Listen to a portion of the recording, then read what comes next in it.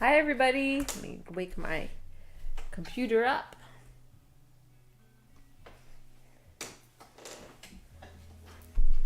Kyla stole my thunder What? with her Australian greeting. Do you have any other Australian No, I'm greetings not you going to can pretend use? to do anything Australian except for show off. Well, you can't, they're going to be hard to see, but I received some little wooden koala earrings in the mail from Jenny in Australia.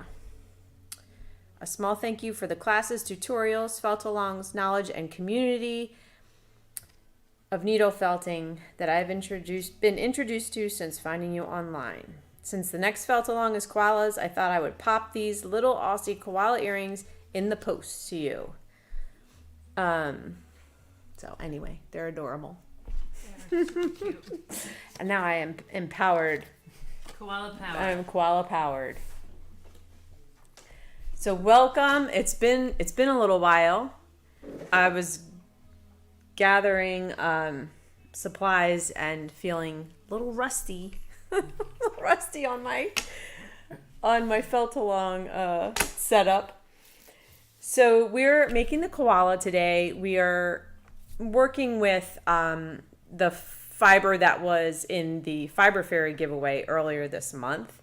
And depending on, oh my gosh, there's a fly. It's going to drive me crazy. Depending on when you're watching this video, we may or may not have a supply pack out or a boodle. So the supplies are very simple.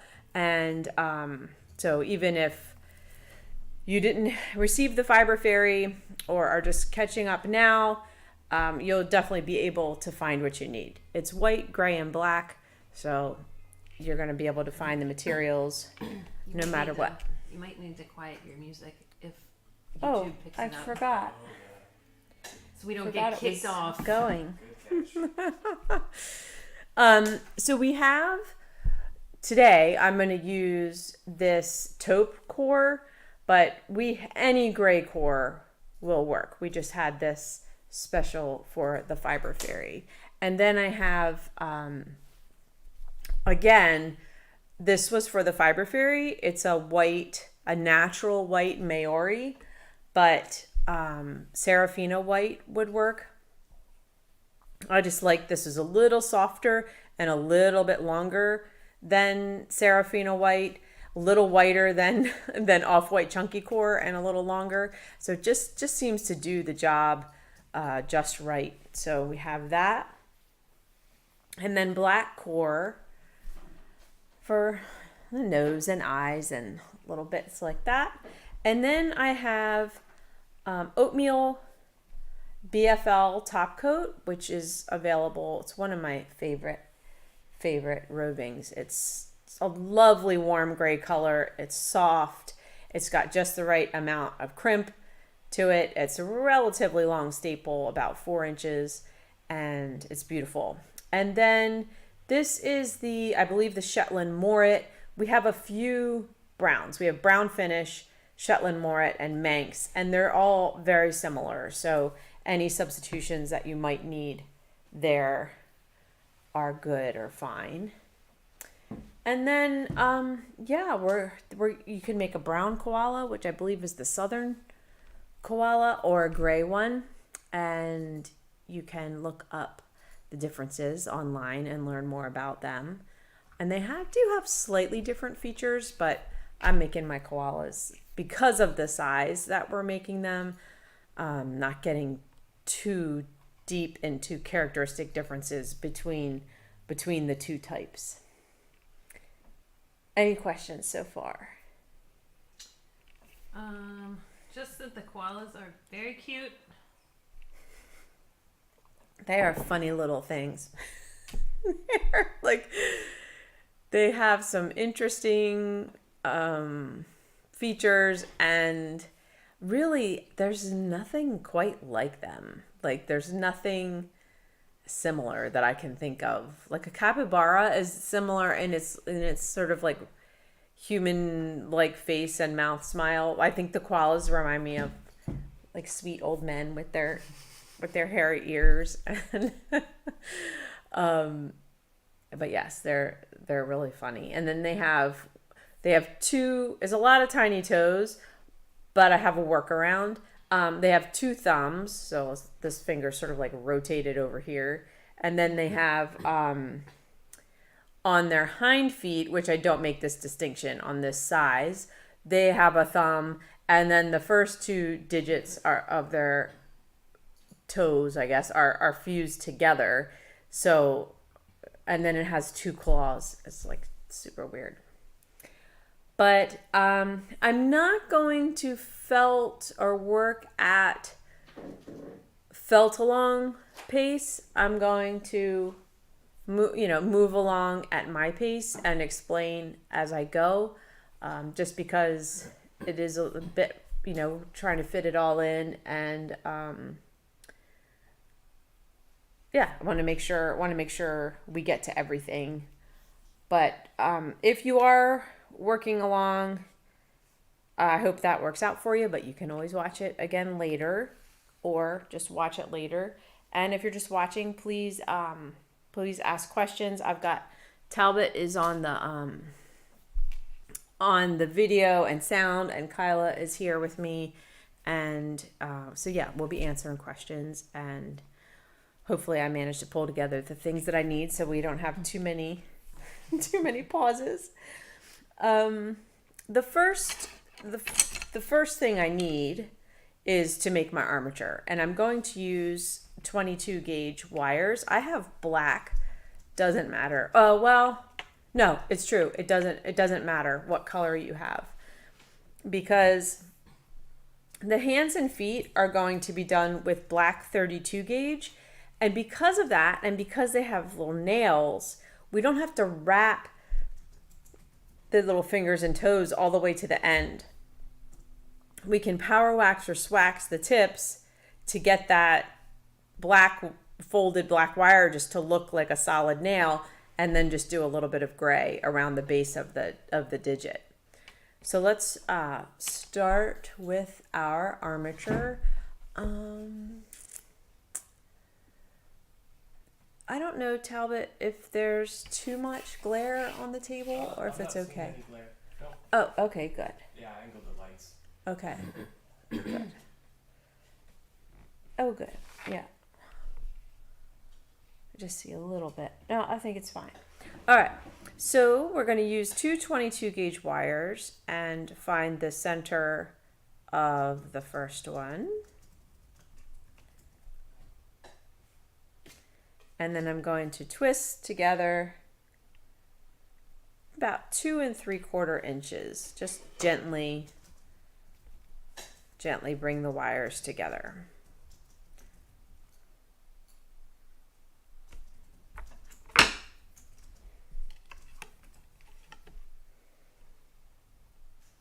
Sometimes on the last one, I give it a little bit of a tighter twist just to make sure it stays there.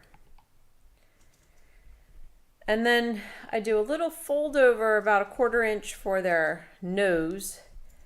And then the head is a rounded 1.5 inches. And then the neck, yeah, you want to sort of split the distance between the head and the neck. So I've got my neck at about 1 inch, and the head's all rounded up. That. And then the second wire we're going to find the center of. This is the same size armature we do the basket bunnies and the raccoons. Oh my gosh, I haven't made a raccoon in a long time. And then I give 2 twists at the shoulder.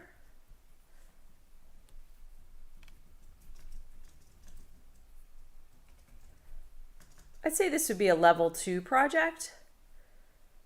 Some familiarity with needle felting. This is a relatively simple armature. Really, the trickiest part on this is the fingers. And then just verify that your back wires are ending at the same spot, and then your shoulders are aligned properly. And then we're going to twist together 3.5 to 3 3/4 inches from the arm to the end of the twist.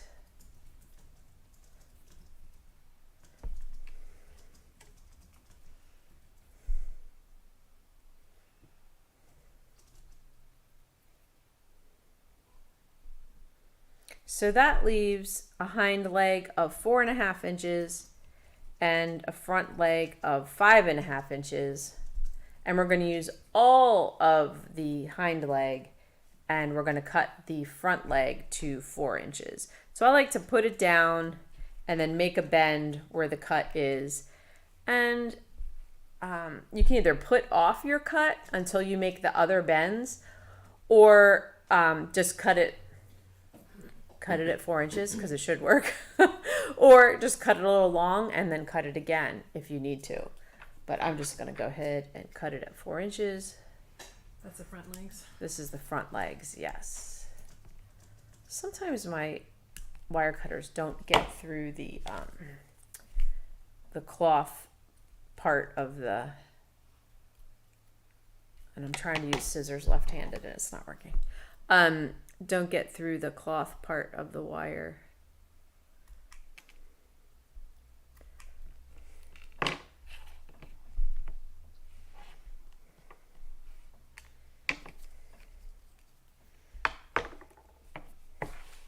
Did you learn any fun koala things? I didn't learn fun koala things. I guess I should have learned fun koala things.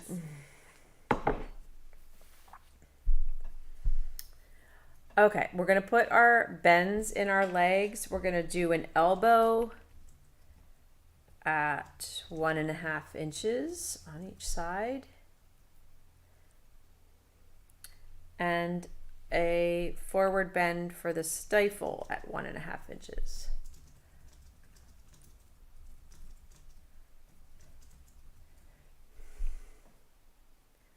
And then a backwards bend for the base of the hind foot. I'm sorry, I jumped around from front to back. I'll go over it again. All right, on the hind legs, we're going forward for the stifle or the knee, 1.5 to 1 3/4 inches, and then this distance to the foot is 1 3/4 inches. And then on the elbows, we're going 1.5 and then 1 3/4. So it's the same on both. Just one goes forward and one goes backwards. So at 1.75, you bend it. Mm-hmm. Yeah. And there's always like a little bit of wire that's taken up in the bend. So my measurements are usually like the straight part. You know, there's a tiny 1/8 of an inch that's going around the corner. But you just want to have about 3/4 of an inch to make your foot on each side. Actually, I think on the hind legs, let's see, did I change it? I did. I already changed it. Okay. And then we want to bend our feet into 1/2 inch triangles so that we have a little framework to make our digits.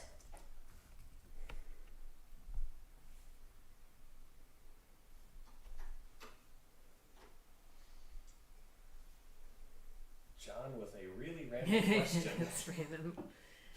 Your opinion, what do you think made Cabbage Patch dolls so popular? I don't know. I don't know if I should address it, but I do like the question. My grandma used to make them. Oh, really? Yeah. Like actual legit? She made like where you take nylon and you stuff it, and then you like stab it and cinch it up, and so you make like the smiles and the dimples in the eyes and stuff, and then like yarn hair and wow. Yeah. Like even before Cabbage Patch dolls? No, like sort of inspired by. I don't think I ever had an actual Cabbage Patch doll.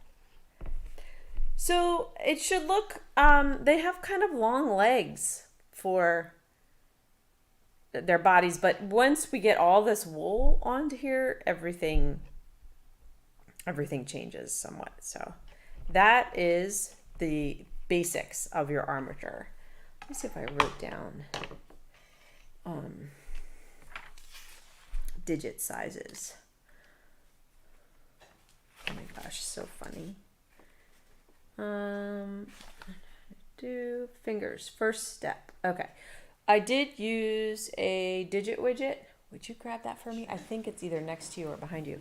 And I used the first step, but if you don't have it, I would go half an inch or so for the toes. And I also used cold wax medium, which I'll show you that in a minute. But yeah, it's not too tricky. I have two 32 gauge wires here. I'm going to cut them in half, and 1/2 does each foot.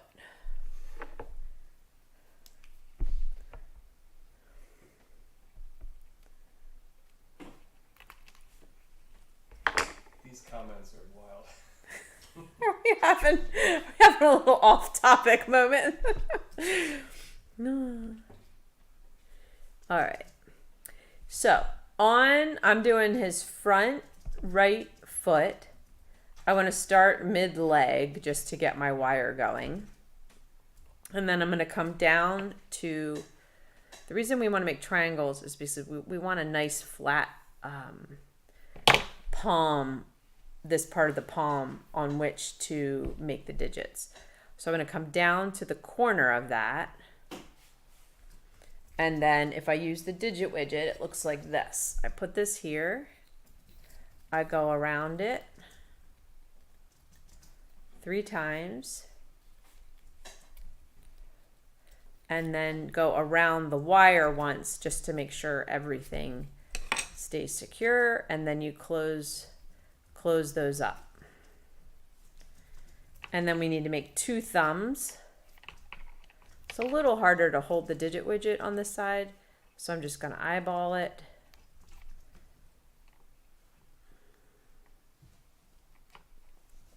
Keep in mind, I'm left-handed. You will want to probably turn your foot.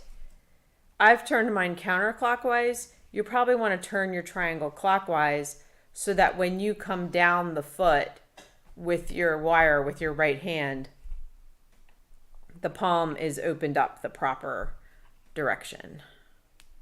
Could you make these with 26 gauge? 26 is going to be a little bulky for this size. Okay. I think you could. It's just the 32 allows for this smaller space, easier bending.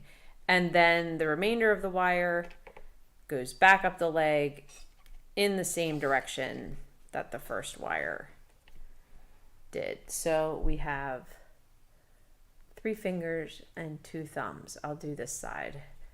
This side's actually a little bit easier because the thumbs are on the continual wire side of things.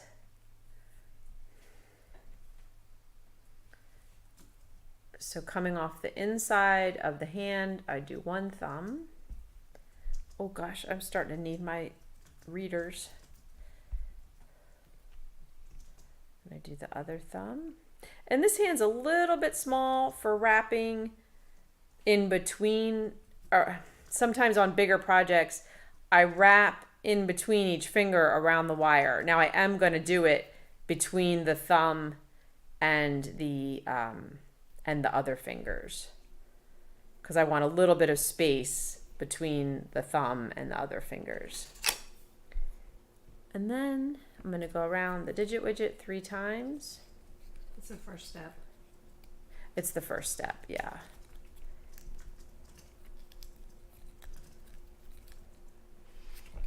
First step, or about 1/2 inch.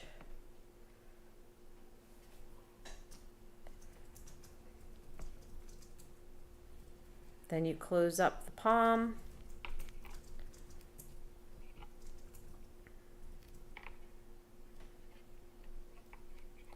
And wrap up the leg. Oh my gosh, I just stabbed my finger at the end of the wire. You're very busy typing. Are there a lot of Well, questions? No. Well, I typed in all the wire measurements and bends and stuff to have them Nice. in there. And then Chelsea, who said that she was trying to eat cheese while doing this and it was going bad, then asked what step it was on the digit widget, Yeah. to which I was a bit of a jerk and said, step 1, put down the cheese. Just kidding, Chelsea. And then people were having a hard time finding this video. For some reason was unlisted, not public. So when I changed it, then the subscription, I mean, it was Talbot noticed. It was like Oh, geez. 2 minutes after we started, but Oh, geez. Well, so even though, okay, so we linked it on Facebook, so those people found it, but people who go through our channel, I right? think it was in the newsletter too, and maybe Right. that's why. Right. But it's up now. Do you Okay. add extra same gauge wire to add more thickness to the main form?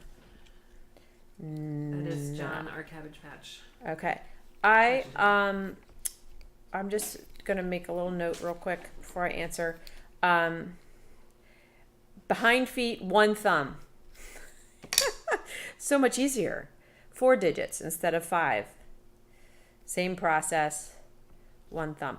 No, I mean, they're, because of the wire to wool ratio, they're like a little bit stiff. So I guess you could but I don't know that a second wire would give it more bending power, more posing power. But I definitely, in this project, the wool overrides the wire a little bit in posability, which is definitely something to consider when you're picking out your wire. Now, you could go a little bigger and bump up to 14 gauge. I would not try to make a 14 gauge armature this size. It's just a little Too much. small. Yeah.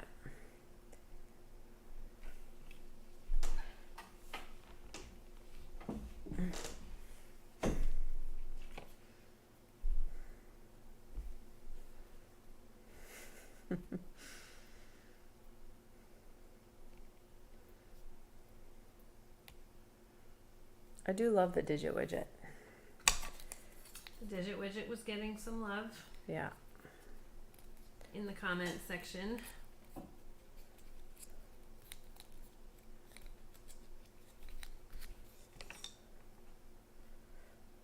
Love a good tool. I keep buying antique levels. 4. Someone just asked, what about 20 gauge wire?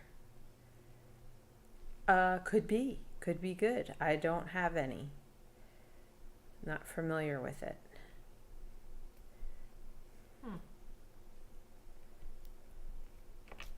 And different wires, like, made, like we could get a 14 gauge wire made somewhere else that wouldn't feel like our 14 gauge yeah. wire.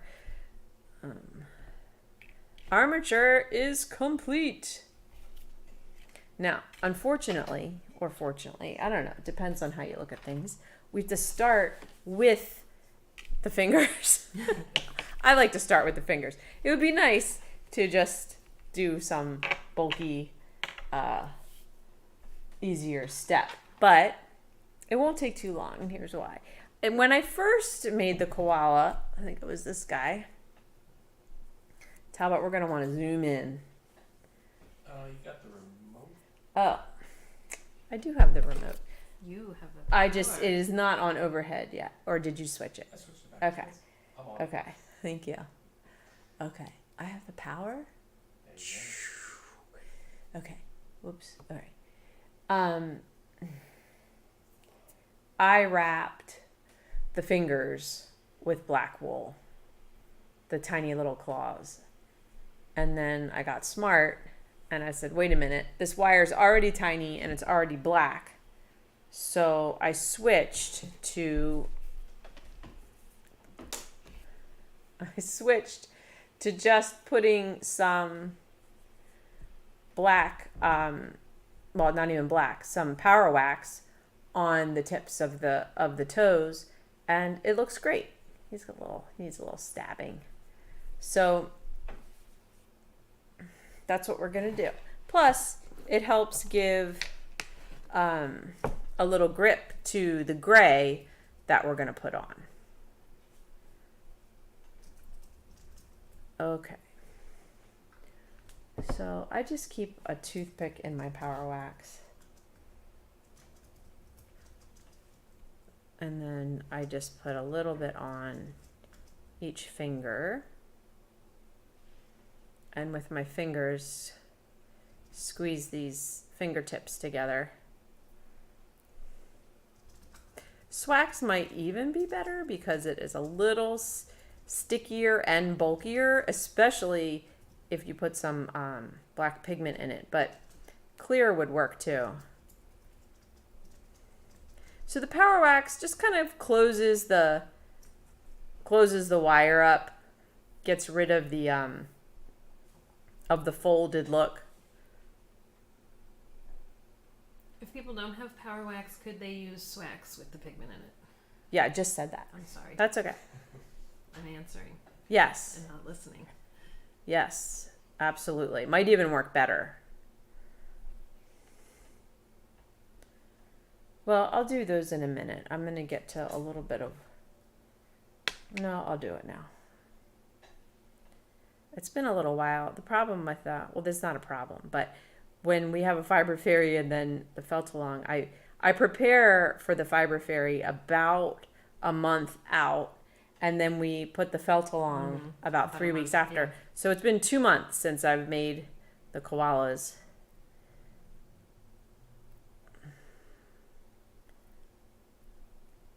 I smell eucalyptus. You do? I don't know, but weird things are happening lately. Like, I really smell eucalyptus. I know it's in that. Isn't it in the thing back there? Oh, you I know wouldn't be able what? to smell it from all the Did way I there. had some eucalyptus. I should have. Oh, that's probably why I smell it. Why? If that's in there. Isn't it in that vase? That's what I'm wondering. I don't think so, no. Or maybe it is. Smells.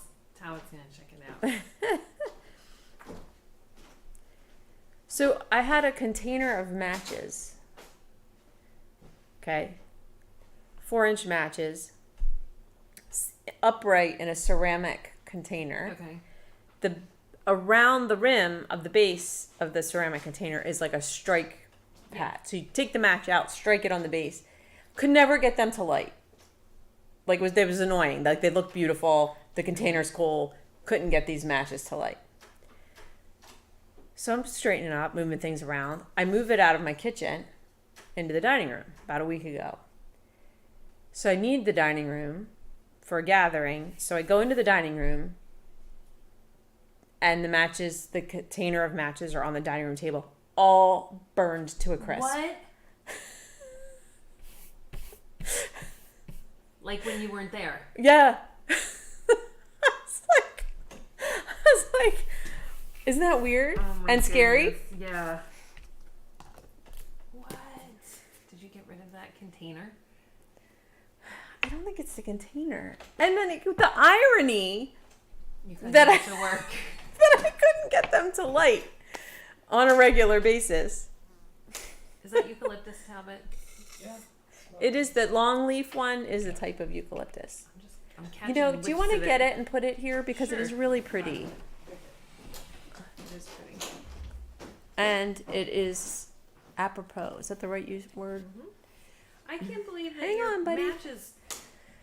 Yeah, it self-combusted. unsettled me a little bit. Right here, I think. Ooh.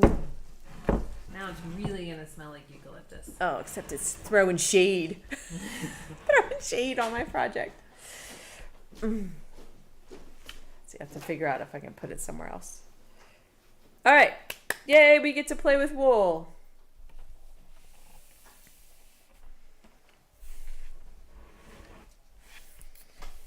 I've got my Dabbit Wabbit. I'll yell, Joyce. What? What's happening? Joyce can't hear me. She wants Oh. me to be mic'd up. Yeah, it's going to okay. be a problem with the, well, now I can't see you. It's okay. Good idea. Good idea.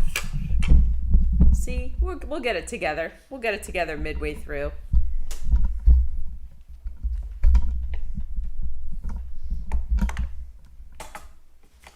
All right, I'm switching my notes to my wrapping techniques. Ooh, Audrey remembered your birthday for tomorrow. Aw, Audrey Farthing. thank I think you. UK. I think she's in the UK. I will be 52. Just so you know, you're still zoomed in. So Oh, okay. zoom out a little bit. I might zoom out. Okay, and get It this. does look good though. Okay. Nice and close. Let me see. It always takes a minute for me to see what I just did on the screen.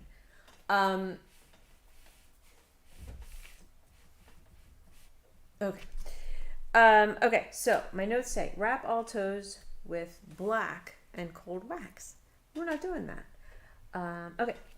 6 inches. We're going to quarter this. This is a fairly chunky core, so quarters will be a great start to the legs.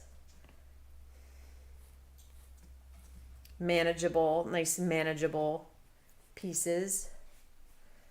And then I like to just hold it at the shoulder and wrap down each leg.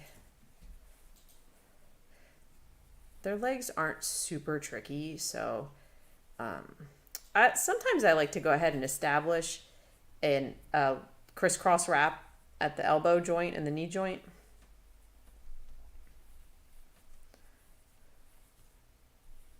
You share a birthday with Lee, Leigh, Lee, Uh-huh. who will be 64 tomorrow. Uh-huh. Awesome. Getting a lot of birthday love. Thank you.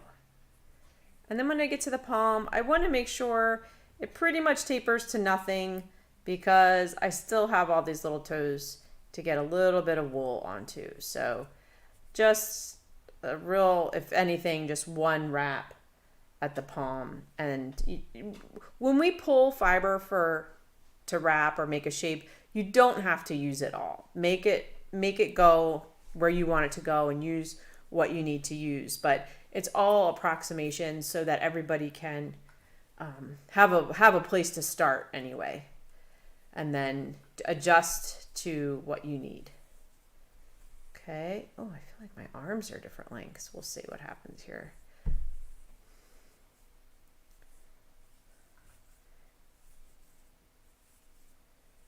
Okay, so the joint wrap is to come down to the joint, and then I kind of, instead of just straightening this out and doing something continuous, which would make a very log-like leg, I come around into the fold and then go around the lower limb.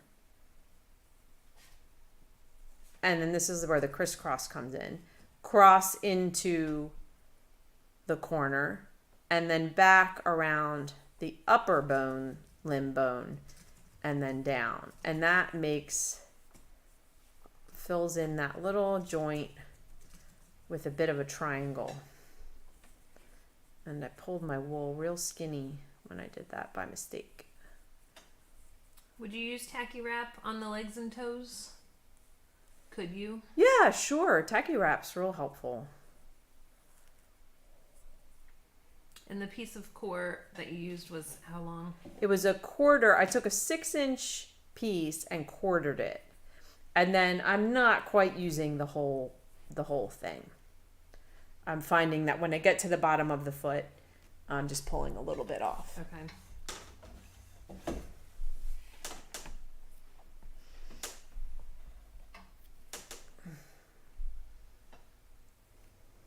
When I do the hind legs, I like to go around the body just to get it anchored. It's very convenient to do that. A little harder on the shoulder because of the width of the shoulder.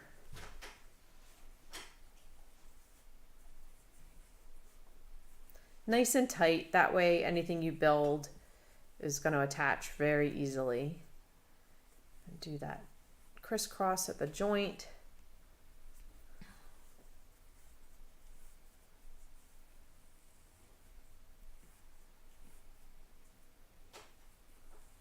then taper down to the foot.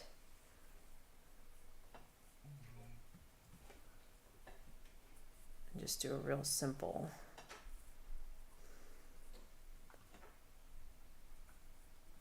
Simple wrap for now. Needs a little tacking.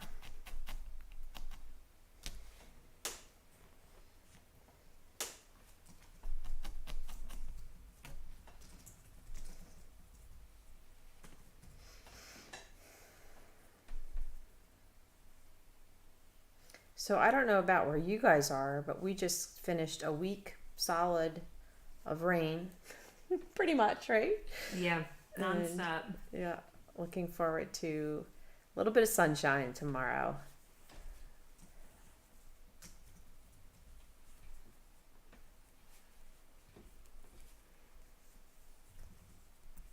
What's the trick to draft well without pulling too much? Just practice. It's, each type of fiber or roving has different textures and staple lengths. So on a longer staple length roving, you would have to draft sooner and farther away, because if you try to do it real close, you're just pulling on the same fibers. It's not going to move. On a shorter staple length, I'll show when I get down to the foot here. I habitually draft as I wrap, but when I get to the end of something and I can see that I'm not going to use all of the fiber that I have, I really start drafting, because I don't want to end in a chunk. There's nowhere for it to go. Like, even if you stab it a lot, you're still going to have a chunk. Then you don't want that club foot. So this is a short and fuzzy staple length fiber. So I can pull this apart quite close. I could probably pull here and pull it apart. If these were longer fibers, I would have to pull sooner. I would have to unwrap and pull like way back up here. So I can just draft that out and make sure that I'm ending with fuzz, with fringe. And then the fringe, you just want to make sure you smooth out all the way around.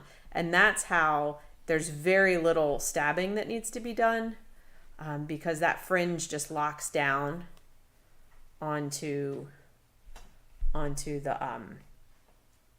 the wrapped wire. I'm going to save these little bits in case I need them for toes.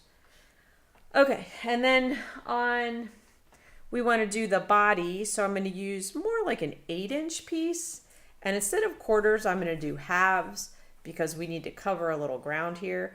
But before I even start wrapping, I tend to stretch the roving out. It will just wrap smoother if you smooth it out rather than have it more chunky and undrafted. So, and it's not even that I'm really drafting. I'm just kind of pulling on it to smooth it out. So the first one, I'm going to start at the butt and go around the body. Any questions? Lots of talk about the rain. There's been a lot of rain in a lot of places. Yeah. And then because I have enough length, I'm going to go right into the chest crisscross, which is to come around the body and over the shoulder under the opposite armpit. So I went across the chest this way. And now I'm going to go around the body under the armpit and over the shoulder. So I went across the chest this way. So I just made an X on the chest.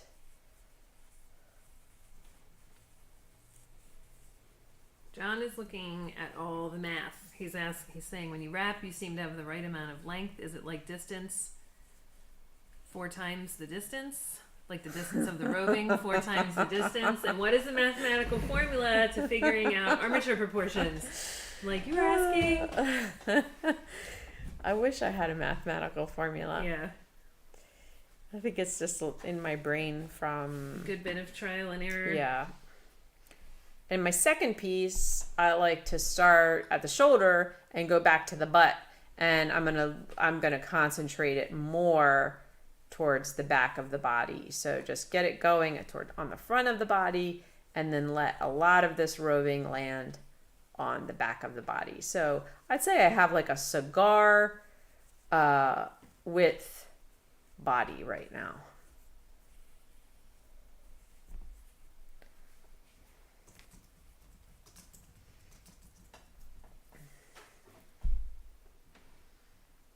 All right, 4.5 stretch, crisscross. Okay, 4.5.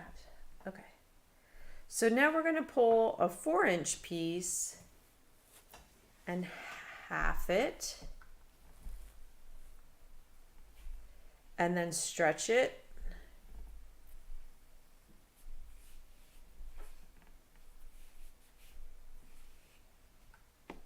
So this is the difference before and after stretching 4 inches. So there's your 4-inch piece. And then after I stretch it out, it's almost 7, 6.5. Definitely 6. I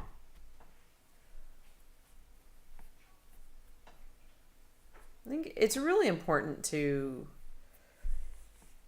instill, especially if you're just getting started, instill in yourself that you do have control over the fiber.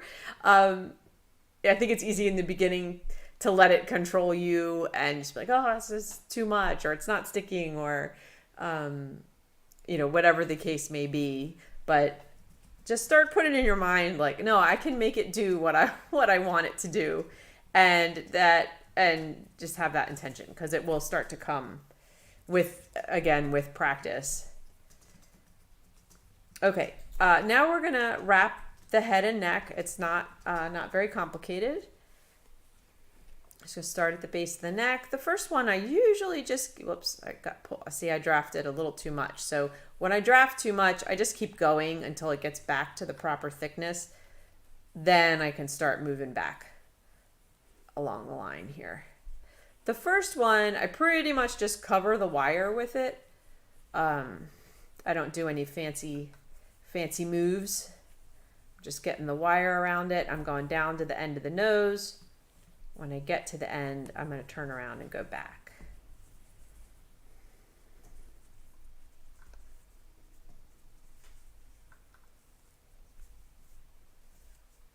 I want you to tell me some koala things. Well, are we going to do a koala tutorial someday? Because I need information. Someday. I can look up koala things. Yeah, look up some koala things. Because I know there's a lot of interesting stuff. And it's good to chit chat. They're so cute. They are so cute. All right, my second piece, I'm going to do the crisscross. We do this for sure on the basket bunnies. I think some other projects, but I can't think of them right now. So I'm start at the base of the neck, and now I'm going to go around what I'm calling the back of the head. This would be the top middle of the head, and this would be the front of the head. I'm going to skip the middle, come under, and go around the front. And what that does is it starts to fill in this hook that we made. Now I'm going to go back on the back of the head. Every time I'm skipping the top and then around the front. And if you keep your roving relatively thick and very ribbon-like, you'll be able to do that. At the very end, I go around the whole thing to smooth it out. That is a wrap that I probably have done, I don't know, countless true sense of the word times.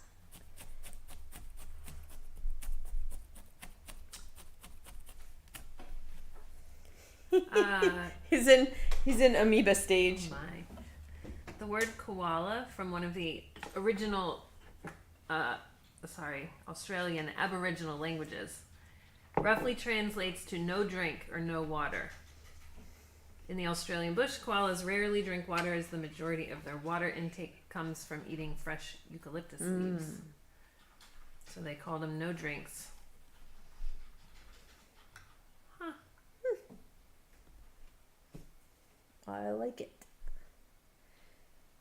Okay, and then crisscross, tops of all. Okay. All right, we're gonna take a 6-inch piece, 5 to 6 inches, and quarter it.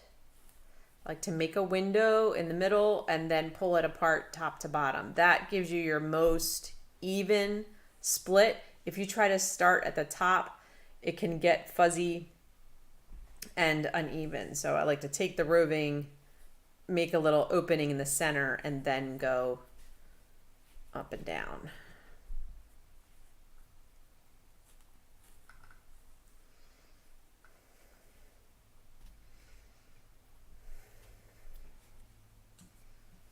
One of my favorite movies is called The Rabbit Proof Fence. It's set in Australia. The Rabbit Proof The Fence? Rabbit Proof Fence. Yeah, check it out. It's not light, but it's based on a true story, and it's pretty epic. Okay.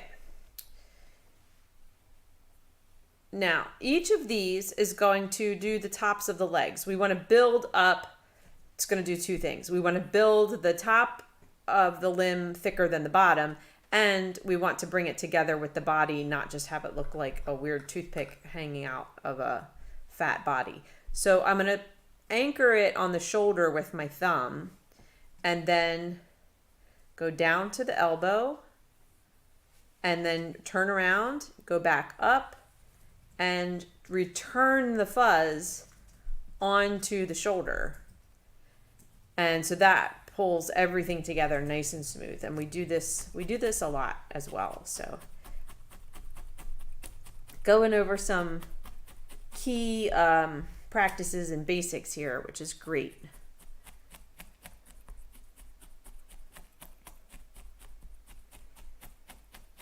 Eucalyptus, even in small amounts, can be poisonous and fatal to most animals when ingested. Whoa. But koalas have special liver enzymes Interesting. and symbiotic gut bacteria.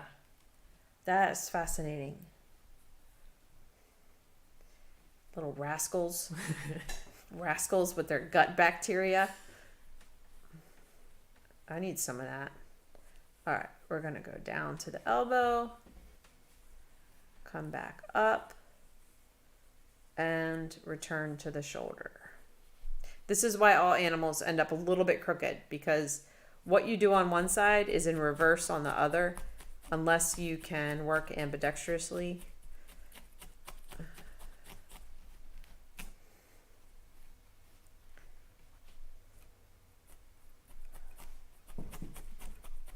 Needle felting's so much fun. I think everybody in the world should have a stab at it. We're going to do our hind legs. Start on the top of the butt. Go down to the knee. Turn around. And end on top of the butt.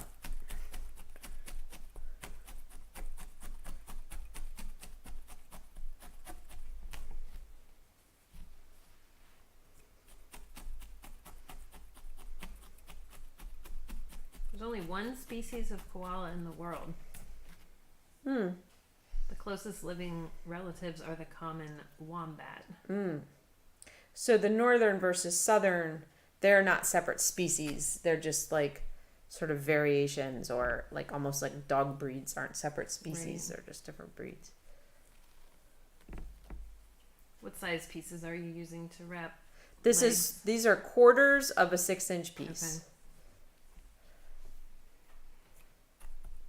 So the 6 inches quartered does all 4 upper limbs.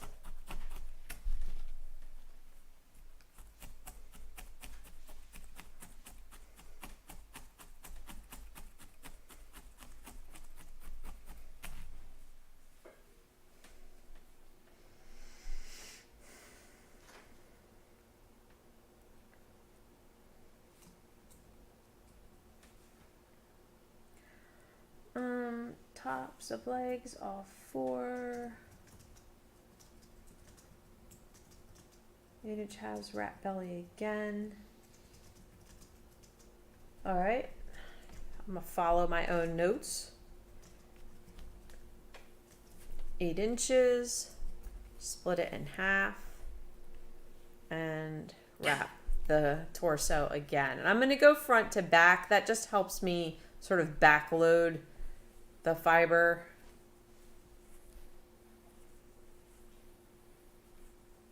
So this is 2 8-inch halves.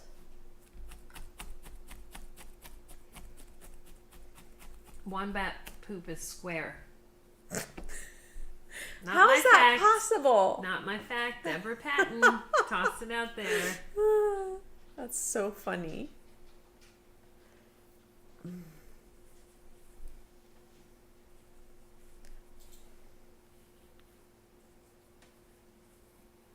According to Tony, you are in the naked mole rat Yes. stage.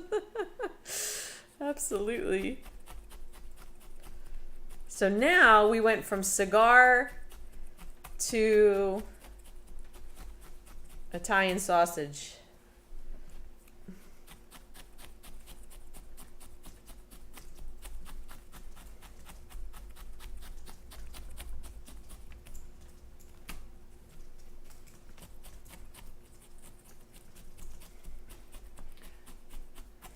So koala bears are more like kangaroos than actual bears. Yes, I could see that. I think they're not a bear at all. Yeah. They're marsupials. Yeah. Okay. So They have remember pouches those? too? They have what? Pouches too? Yeah. I didn't know that.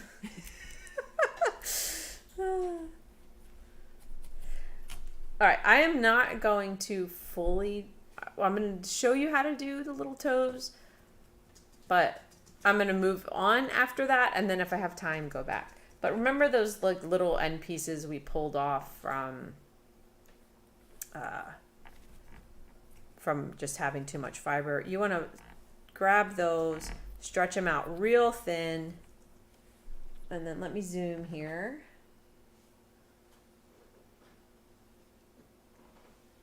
Ooh, So zoomed in. so zoomed. I just got to make sure, since I'm so zoomed, that I don't move around.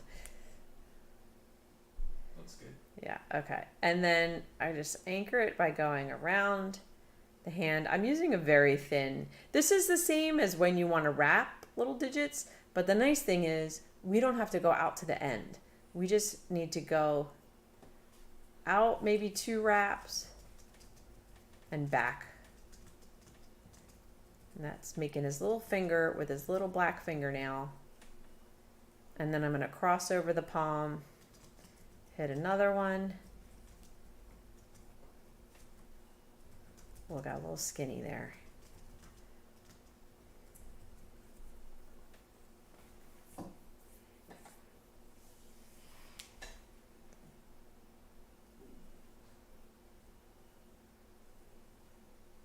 It is struggling to focus.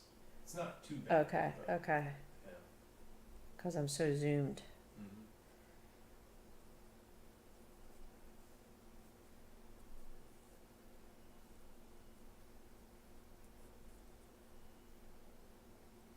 Do you think when all is said and done, you'll use maybe an ounce of the taupe core?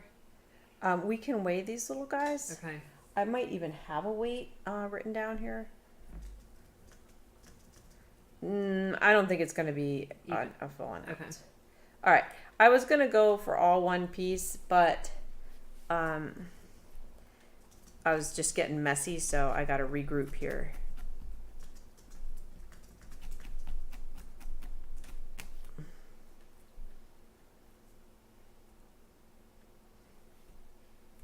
Are you using a 36 in a single 36 in the hand? Do you I'm know? using a single 38. 8.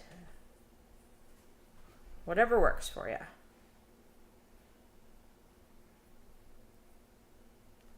Koalas are pretty not antisocial. It's saying asocial. So They prefer funny. a solitary lifestyle in the wild with minimal social interaction.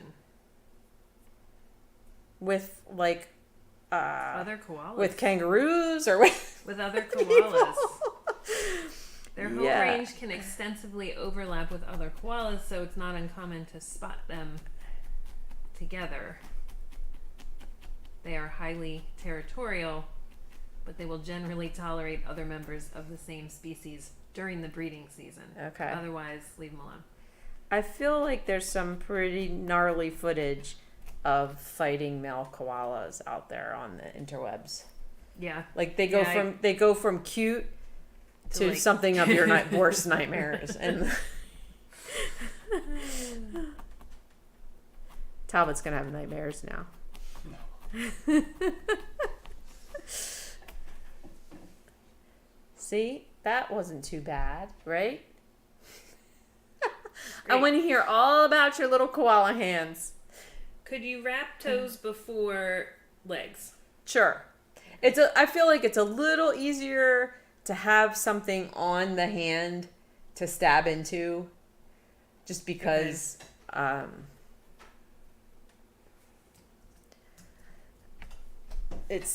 just makes it easier for me, I think. Okay, we want to do one more wrap on the legs. They don't need to be quite this gangly. So I'm going to take a 5-inch piece, quarter it, and just go zoop down all legs. This is your zoop moment. Later on we'll have a swoosh moment.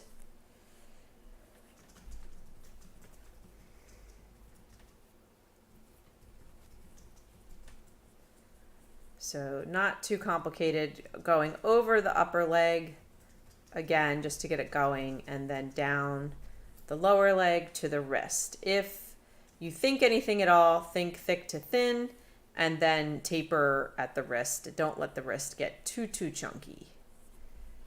And I'm just going to stab where that started out since it didn't have a solid anchor.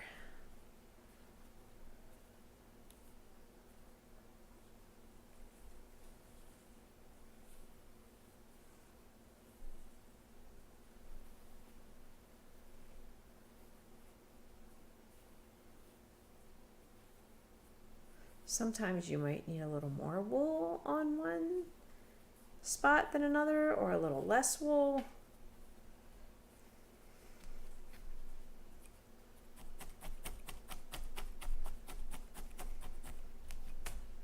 Oh, it's starting to look a little less like a rat. You know, koalas have really cute butts. Well, their close-up face pictures are freaking me out now that I know they're antisocial and angry. Aren't they funny? Did you find some angry footage? Well, not footage, but this picture is like... They're a little I would have thought cute, but now I'm frightened. They're a little sort of... They're like alien meets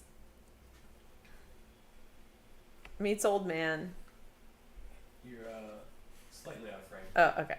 Oh, I gotta unzoom now. Second round on the legs. Do you cross at the joint? I did not. I'm kind of just going down and thinking taper. I'll make sure to show on this one.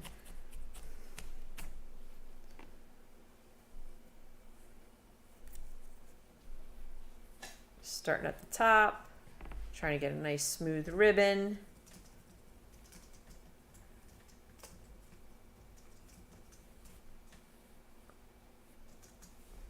Trying to put the wool where I need it, thinking thick to thin.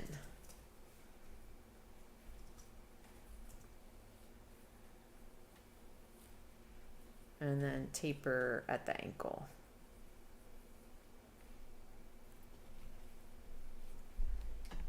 Are art armatures good to buy for looking at for poses to get ideas from? Art armatures.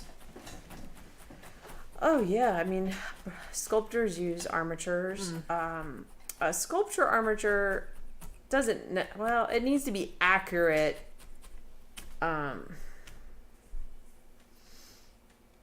haven't looked at them in a long time, but it might not have the structure, like this freestanding structure element that we try to have. Good. All right. Let's see.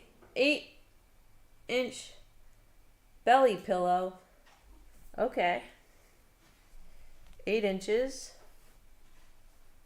Ah, I'm so smart. Okay. So we're going to take a half, and make a belly pillow on the Zuli tool. If you don't have the Zuli tool, you can certainly roll it. It'll be a little softer if you roll it. But I didn't say how long, but I'm going to say just 2 inches. Just go out one way and then back that way. Half of an 8-inch piece. Half of an 8-inch piece. Okay. And if one side's tapered, which usually happens, so one side's thinner and one side's thicker, you want to put the thicker side towards the hind legs.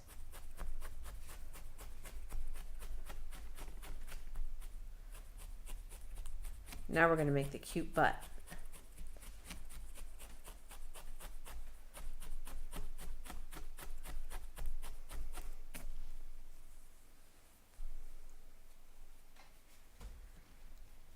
And then with the other half, we're going to split that into 4 inches. Okay, Sarah, you made some bad notes. I wrote 2 times butt pillows, but I didn't say how I did it. So don't do this yet. I'm going to go around the Zuli tool just straight around and see how that works. I think that'll work. And what? I need to get a reference image too because I've been winging it so far. Koala. Images.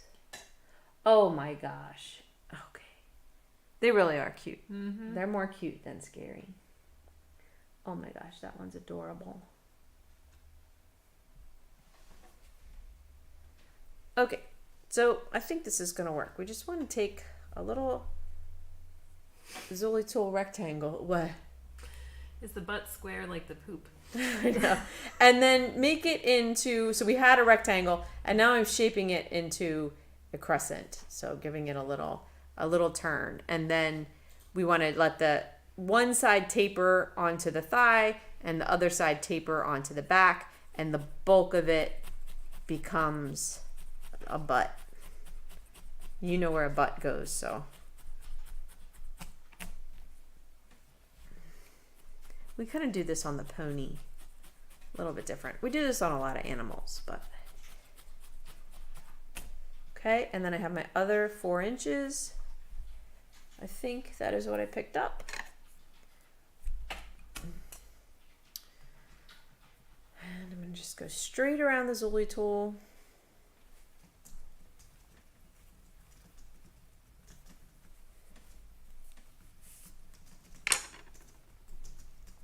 Give it a little shape. And then bottom goes onto the thigh. Top comes onto the back.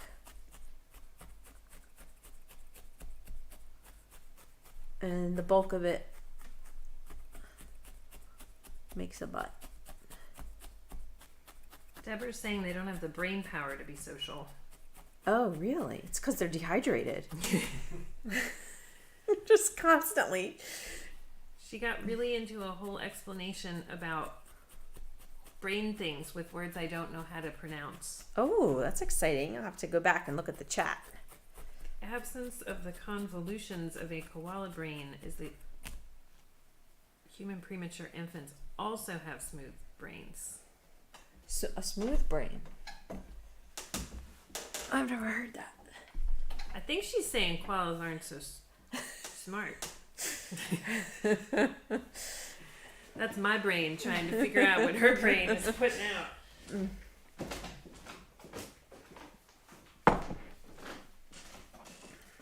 Oh my gosh. Okay.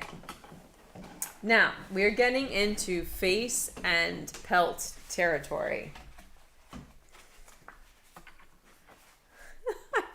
wrote on my notes, second chin, question mark. That's so funny.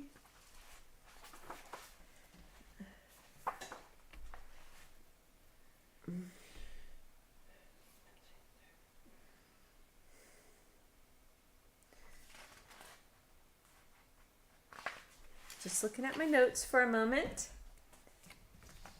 Wow, the koala population has had an 80% decline in the last 2 decades. Wow. Yeah, it's kind of crazy. Oh my gosh, my notes are cracking me How up. much of that is attributed? Weren't there massive wildfires in Australia? Yes. Yep. You know, there's sort of a timing for everything, and yeah, it's kind of like the sunflowers for the Ukraine. There was a big outreach for To help. yeah.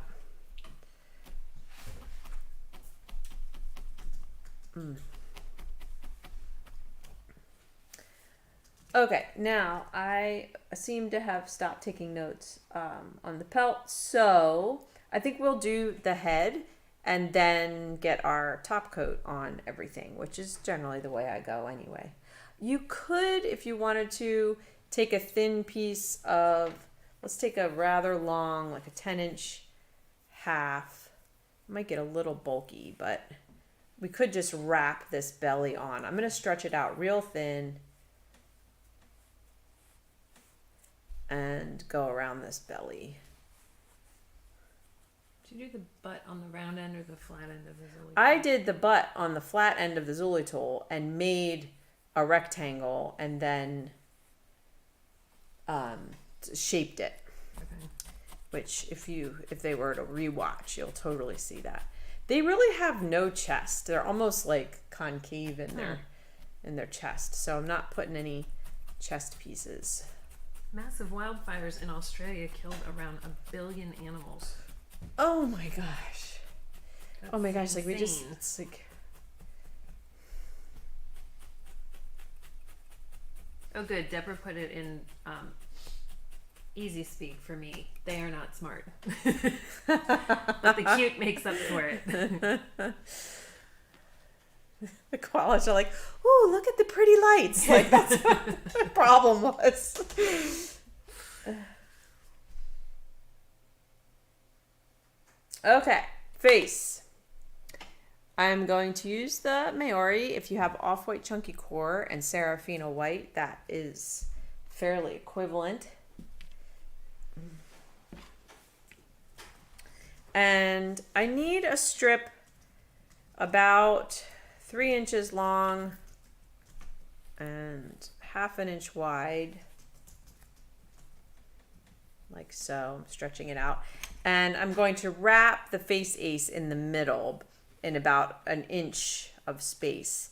And this is going to be his little chin.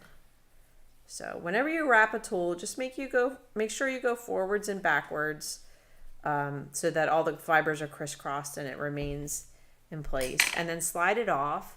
And then you want a needle felt one end tucked in and round. So I'm at a 45-degree angle, stabbing back towards itself on the end and rounding it out.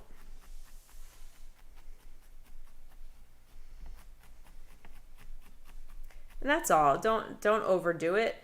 And then this end is fringy, and that's your chin. And that also fills in the any remaining crescent, shape that we have there.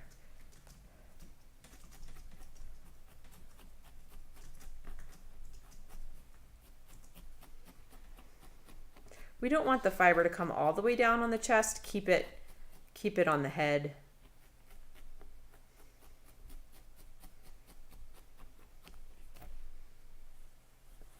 So when you look at it from the side, now we have more of a half circle, flat on the bottom and rounded on top. Oh my gosh, they're so funny. Okay. I'm trying to look at them. I'm just like, oh my gosh. Okay. Okay, 2 cheeks, 2 times the Zuli tool rectangle, 6-inch halves. Okay. So we're going to take a 6-inch piece.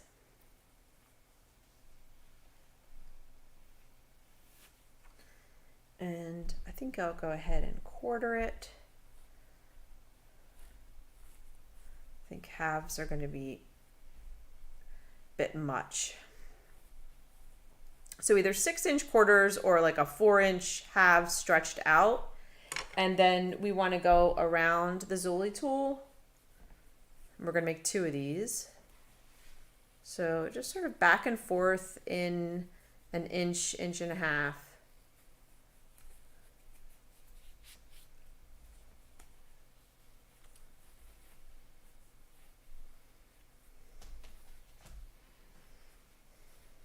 Talbot, I am pretty much just looking at koalas now, so if you see me do anything weird, definitely let me know.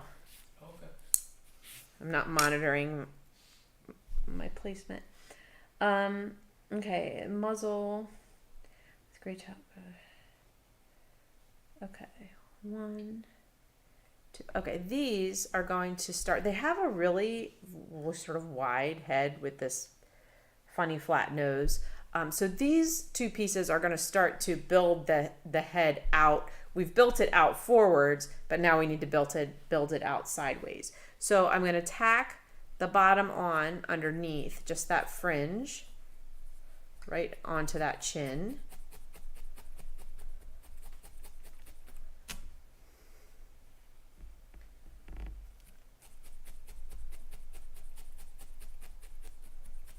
And then let this come around and tack it on top.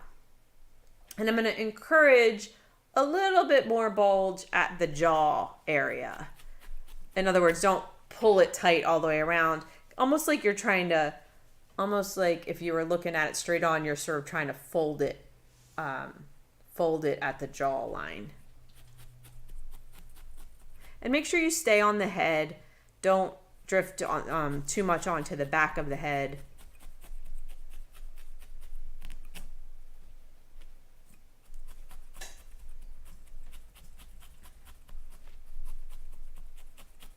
You didn't actually put a pouch on their finished bellies, did you? I did not. No, you really don't. I mean, I've never. That's why we didn't know. Like, you don't see it. Right. I didn't know they had a Right. pouch. So this is how he looks like from the front.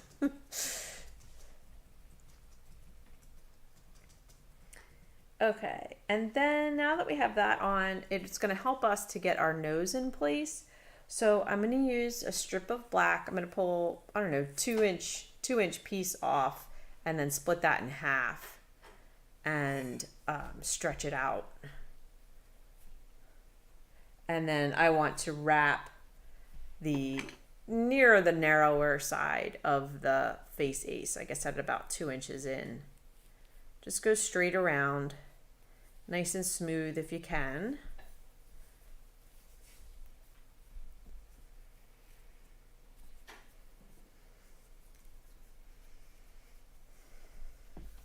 And this will have a narrower end and a bulkier end. So I want to put I have to keep waking up my computer. The narrower end at the top and the bulkier end at the bottom. And you might see my head for a minute because I gotta get in here and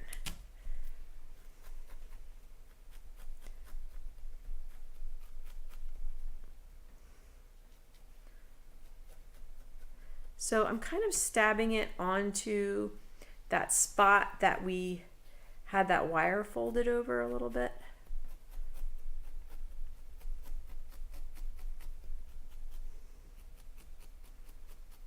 Do you have the chin out a tiny bit from the original face shape? No, it's pretty much in line. Or even tucked behind it just a little bit. They have a little bit of an overbite. They have an excellent sense of smell. They can apparently differentiate toxin levels in eucalyptus leaves. Whoa. And choose the juiciest, most nutrient-rich ones. Oh my gosh, she's cracking me up. At the same time, they sleep up to 18 hours a day because you don't get a lot of energy from leaves. That's the life. You get very little energy from the leaves.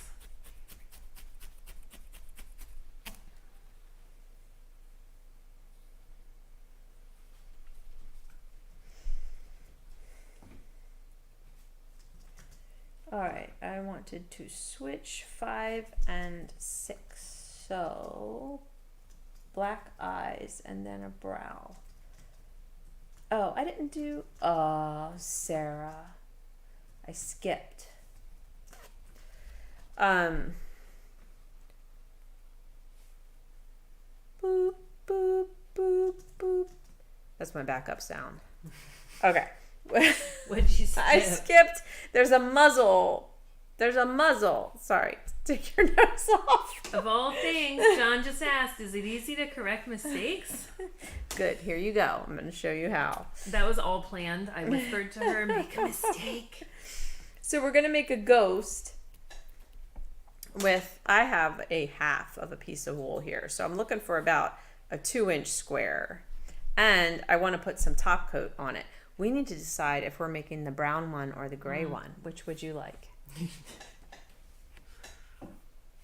I don't know. It's a lot of pressure to pick. I like them both. All right, we'll do gray. I like them both, and I'm looking at pictures of both. So I'm going to take some gray top coat and just pull a swath off and put it on top of there. And we're going to make a ghost. So I want to make, you could do a taco, but I think a ghost is going to end up better. So a ghost has kind of a rounded shape, and I'm going to go about 2 inches wide at the base, and I'm leaving about a 1/2 inch of fiber to fold onto itself. And this time, instead of super roundy, I want to make the top of my ghost a little bit flat, and then down the sides here, and then we fold into that. Don't roll, just lop, sort of just lop it over. That way you have a nice flat shape.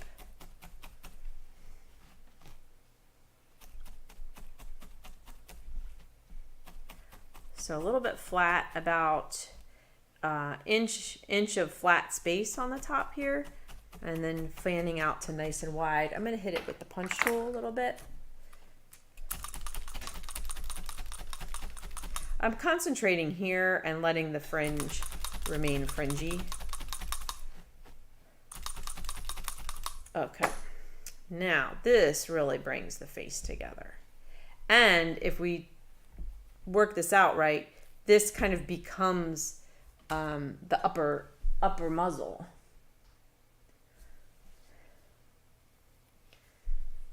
So I need to put this here, and then I'm going to let the fringe come right onto these cheek bumps, and I'm taking a look at everything from every angle, make sure I'm all centered and lined up. Will you see if you can find a little bag, a mini stab it for me? It's going to help me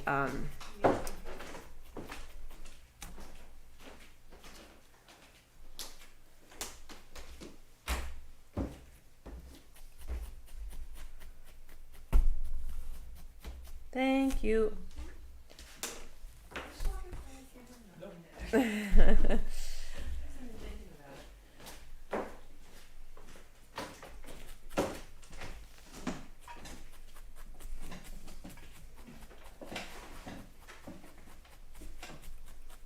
So this nice, lovely piece brings everything together, smooths out all your seams, and makes a funny little weird overbite face. So you can really just pull this around and make those corners of the mouth.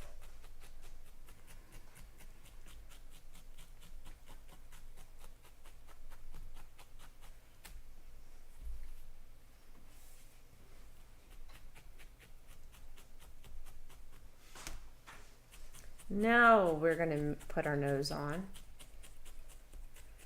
If your nose is over felted, make a new one.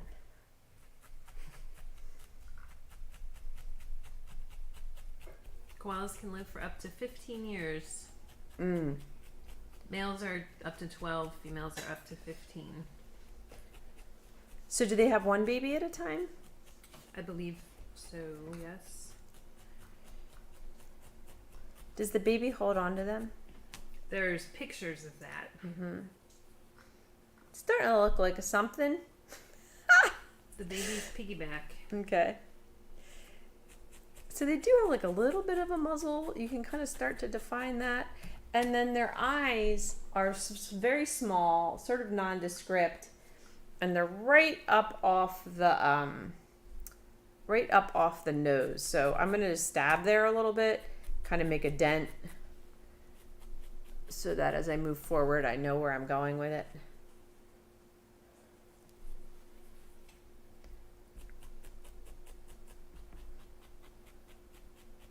So males are bigger, but they also apparently have a clearly visible scent gland in the middle of their chest. Yes. What's that all about? I don't know, but it creeps me out, so I don't put it on my needle felted animal. Like rub it against trees and themselves, and Huh. yeah, See? get stink everywhere. Gets stink everywhere.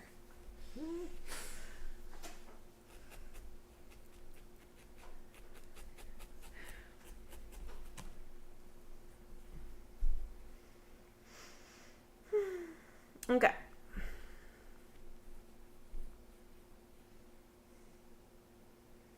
Head rectangle. Okay.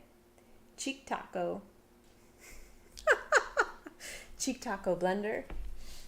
Makes sense. Yep.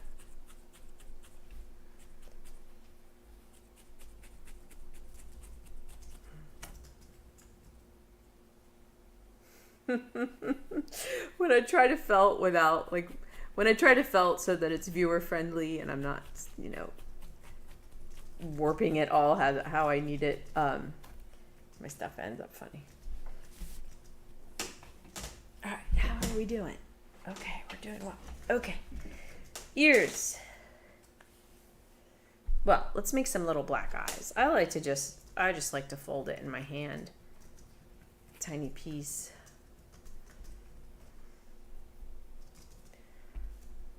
Make a little pod in my hand by rolling it up. Keep it on the small side, I'd say.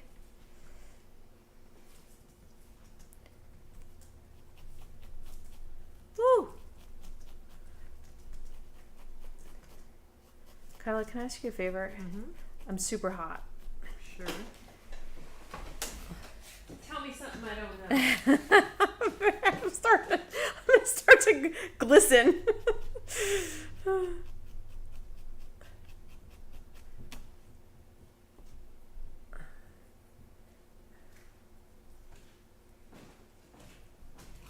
you have the fan over here on? Oh, that'd be great.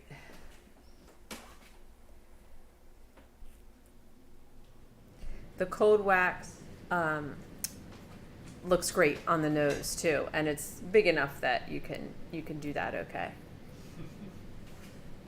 That's not power.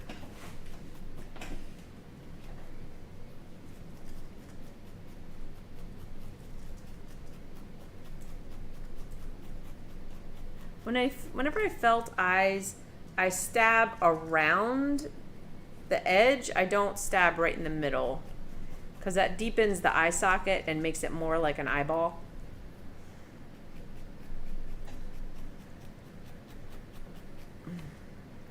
I seem to have made 2 different sized eyes.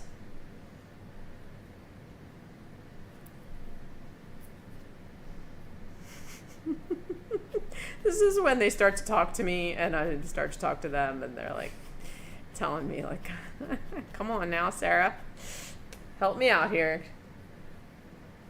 Bring it on home. Don't leave me hanging.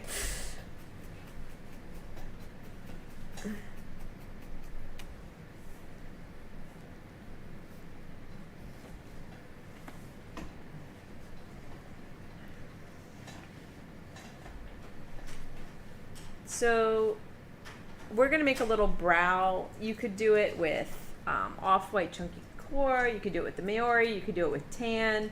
But I do think they get a little lighter around their right around their eyes. So I'm gonna do it with the gray, but I'm gonna go back. Well, let me do it this way. I'm gonna do it with the white, and then I'll put a little gray on top. And I have just a small 2-inch by 1/4-inch piece. I'll go around the smallest part of the face ace. Just making a little crescent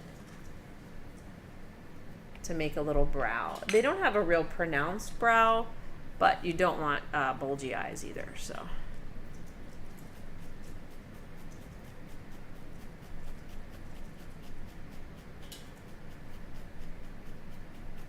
Are the eyes on the side of the head or the front, Laura's asking? It's really like in between. They're Okay. sort of front facing, but an angle, like they definitely have an angle to them.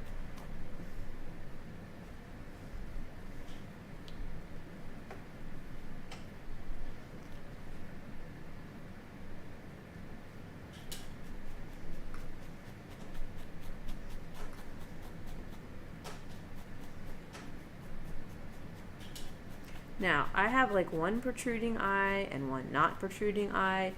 So that is, that's when you go back and put more. Like this eye is in the right zone. This eye's a little sunken in. So I can fix it by folding a very loose piece of black.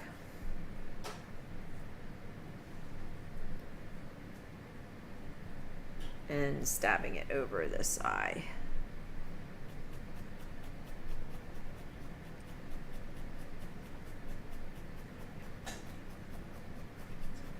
This says little Joey, also called Joey's. Okay. They grow and develop in the pouch for 6 months, and then they hang on to mother's back for 6 more months. Okay. Wow. And use the pouch to feed. Oh my gosh, he looks like some wacky alien Muppet. So funny.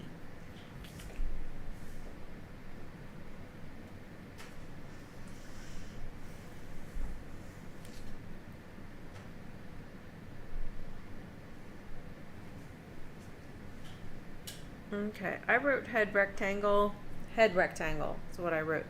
So I think I wanted to just build out. They have a real square like top to their head between their ears. So I'm actually going to do it with a taco so that the fringe goes down the neck. So I'm going to take this is a half of a piece of core remnant, 2 inches long, and put a little top coat on it. And then just make a taco.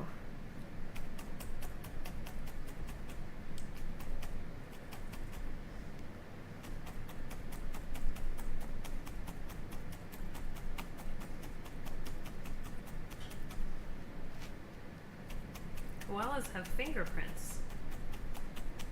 Huh. Yeah, little pads to their fingers. Each one is individual. And unique patterns on their noses, apparently. So I want to get this taco end across the top of the head, right between where the ears will be.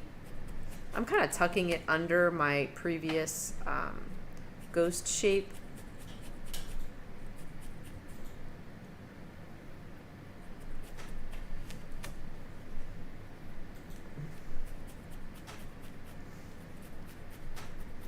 And then let the fringe just come down towards the body. I'm not going to super felt that because we're going to have a pelt and I want to bring all of that together. All right, let's make some ears and then he'll be pretty much where we want him. Lots of little refinements you can do, but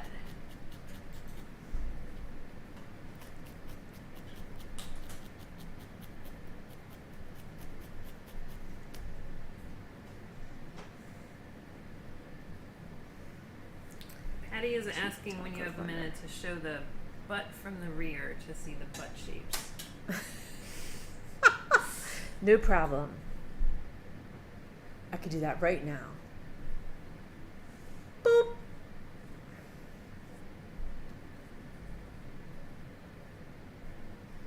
All right, the ears. We're gonna make a squared off ghost, and then you just put tons of fluff in it.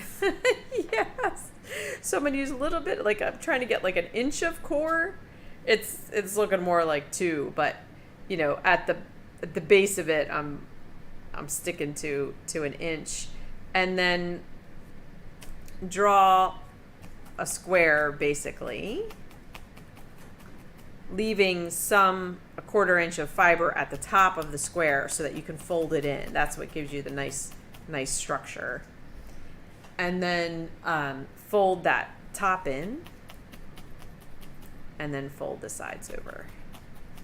Lop them over. Flop them over.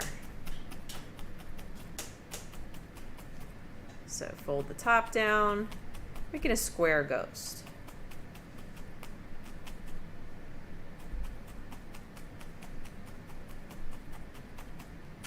And then I'm going to give these a little stab with not too much because I need to felt my other fibers onto this, but just to flatten it out a little bit. And then they have, oh my gosh, they have some white in there. You could use some little locks in there. They have gray, tan, kind of fan it. I'm picturing like the head right here, and so I'm trying to build it symmetrically.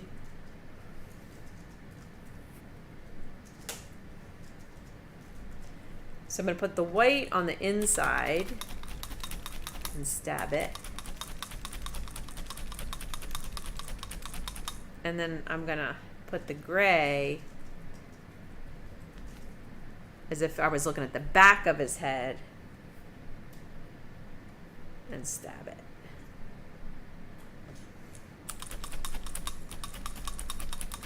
Just letting the fringe go off.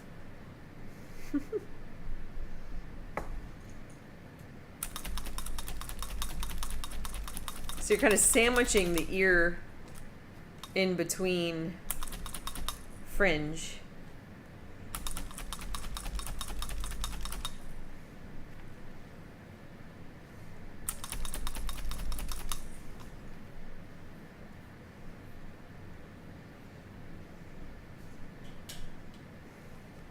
I feel like it needs more. It needs fringe going All the ways. all the ways, going straight up.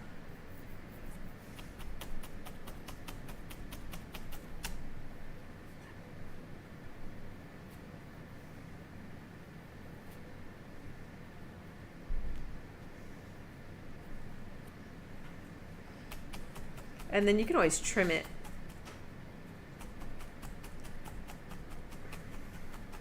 But around the top of the ear, you could, let's see, let me get these back where they belong here. There and there.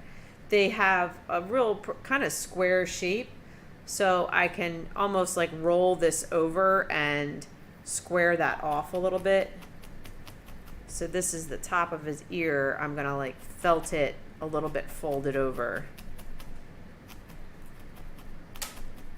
Give it that dimension and like that.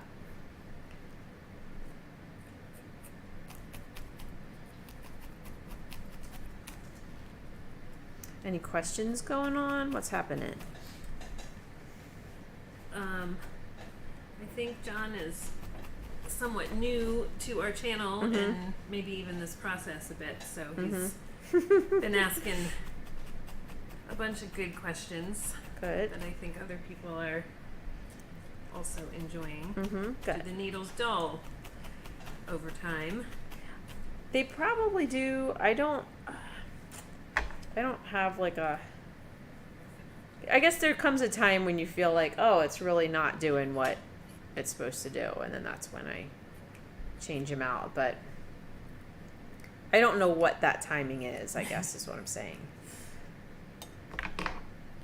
All right, so we want to take our ears, take the fringy part, and put them, they're going to go onto the back side of the head. Make sure you have distance between the eye and the ear. And this is where it gets very koala-y.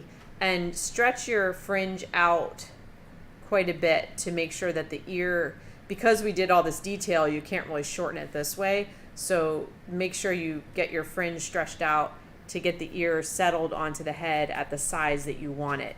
If it's way too big, pull some of that fiber off.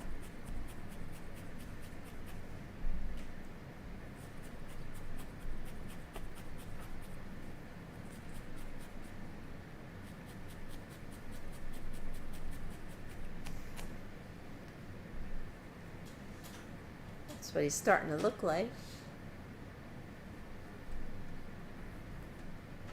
So I kind of floof this out. This is our attacher. All of that fringe. I got to get this a little more structured.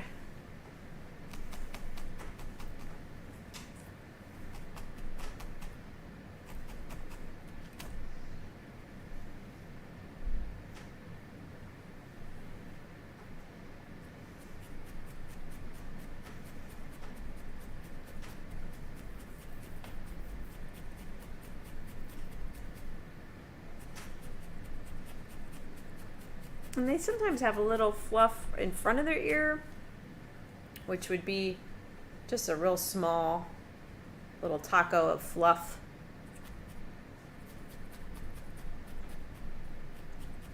All right, I'm gonna work on the pelt now, and then we'll do some little details.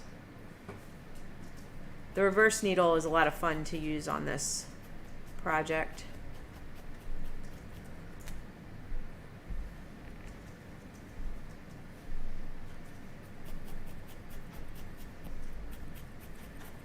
So some of the characteristics that you're looking for are that nice square flat shape across the top of the head, domed forehead for sure, the wide cheeks. I can bring this in a little bit.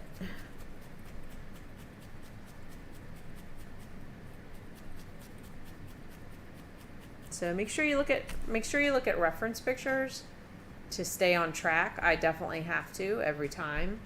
And you can search like koala profile so that you're seeing the animal not just always from the front, but how deep is their head from the side, or where is the alignment of their eyes to their nose from the side, etc. Okay, so on the pelt, we're going to put the white across the belly. So you can see I just went right across and across the insides of the legs. So I'm going to take the Maori and pull like 3 or 4 inch strips and just go, it's okay. I see. I'm like, where did it even go? Well, let's do the legs first so that then we're going on top of the legs. So pull like a little 1 inch strip and go right across the inside of the thigh here. Whether you're using Serafina white or this bat, you want the fibers to be going perpendicular to the leg bones.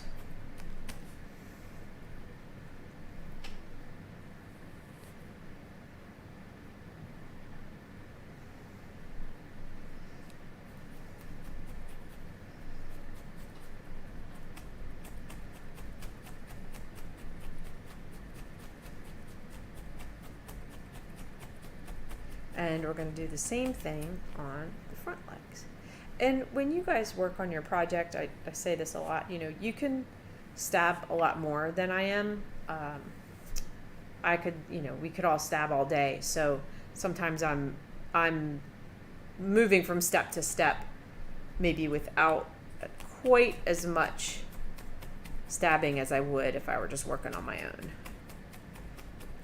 I pretty much want this to go all the way down, so you might be working with some small little bits towards the wrist here. They have this real cute off-white coat.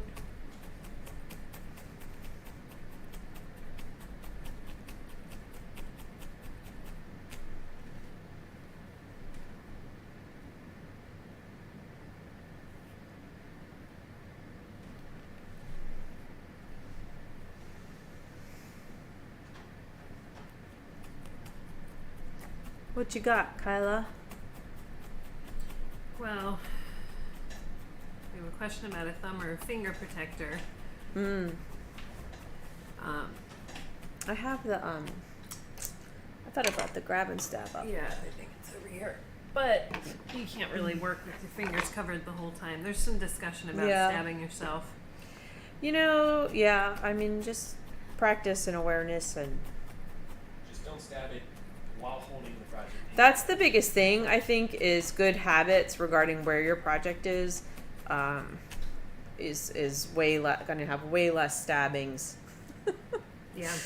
than holding it in the air or in your hand. Or That white is the Maori from this the is the giveaway, right? Maori from the giveaway.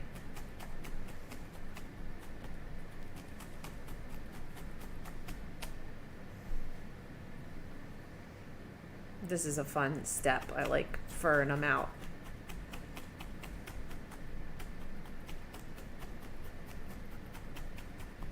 Okay. Oh my gosh. It's cracking me up. All right, now we're going to go across the whole belly. If you didn't have this Maori, would you use Serafina white? Yeah, I could use Serafina white. We have a Polworth in stock right now. That could work. It's a little straighter than this, Yeah. not as fluffy as this.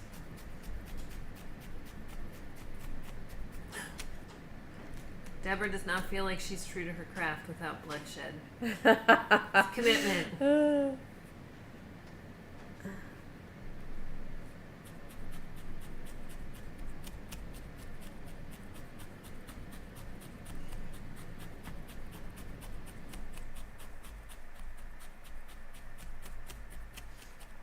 And I want to go right up to the chin here. Koala looks like it's at a spa.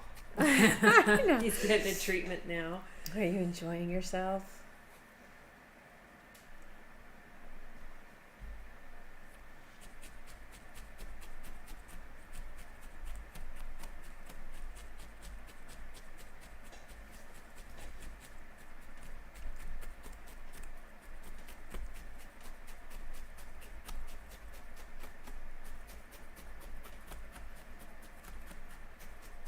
So funny. This is a little naked butt. Their butts. Speaking of their butts, Okay, they spend tell me. they spend a lot of time in trees. Yeah. So they have extra strong cartilage and a little extra junk in the trunk. That's what it says, that allows them to live comfortably up in their tree home. That's funny. Okay, so we're just going to make a pelt now. And I'm going to use a piece of cord to get it going. I want it to be about the size of my palm. So 4 inches at the bottom and about 3 inches at the top. Make sure you fringe it out so that it layers really nicely. Like that. Get a little bit of extra off.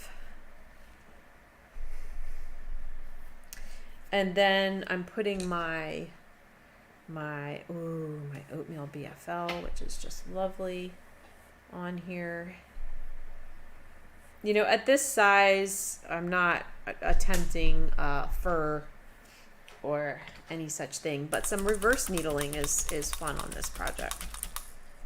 And what we're going for, oh, you could put a little tan in there too if you had Gen tan, or Gen tan's real nice to introduce on the muzzle and around the eyes and stuff like that. Let me see if I have it. Some of the gray ones do have a little brown. Little brown, yeah.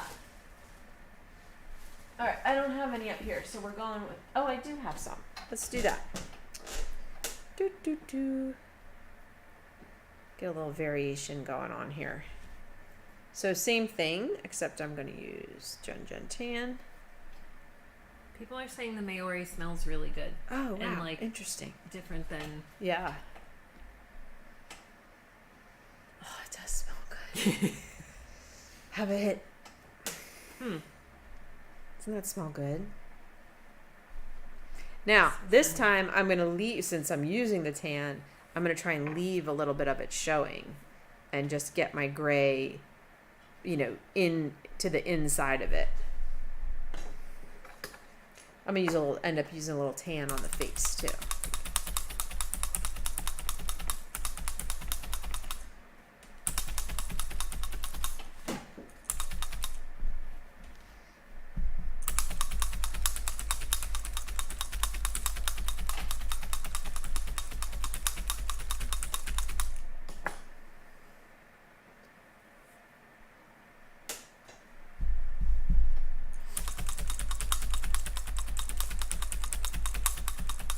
Yeah, it's all in the butt and the square ears, the square head, the weird nose. The rest of the animal, and in terms of needle felting project, is like a bunny or the raccoon, or it's pretty similar. Mm-hmm. Similar Bunnies usually structure. get decent little booties. Yeah. The bunnies, we do that ribbon wrap. We don't actually make a butt shape, but yes, they do get. Oh, it's so pretty. I'm going to go from this direction so that some of the brown gets stabbed through. I love Gen tan. It's named after Jennifer, who works here, because she created the formula.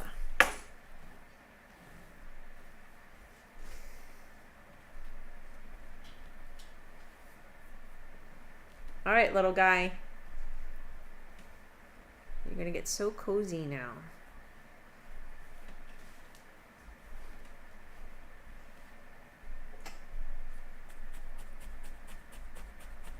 Yeah, we do have the Maori bundle.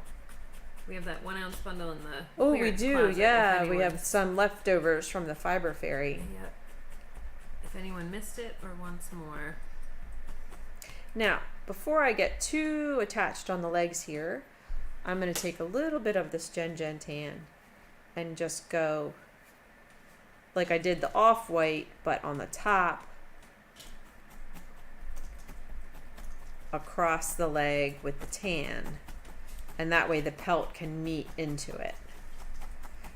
The Gen's tan is great for both colors of koala. It's a great variation on the gray for the gray one, and on the brown for the brown one.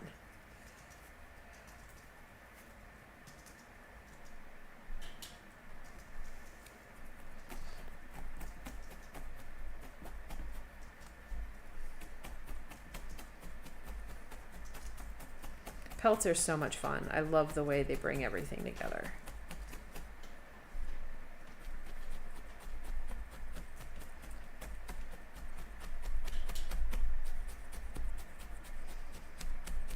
I don't know what their tail situation is in actuality. Their tail? Yes. I don't give them a tail. And I don't know if that's entirely accurate. Looking at some pictures, they just sort of have butts. Okay.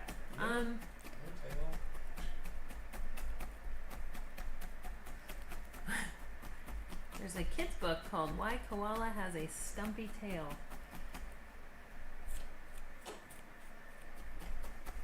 How Koala Lost His Tail.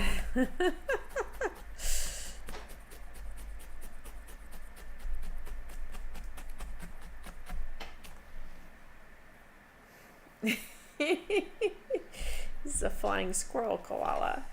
I'm just going around putting the tan on each leg, across each leg, and then bringing the pelt to meet it.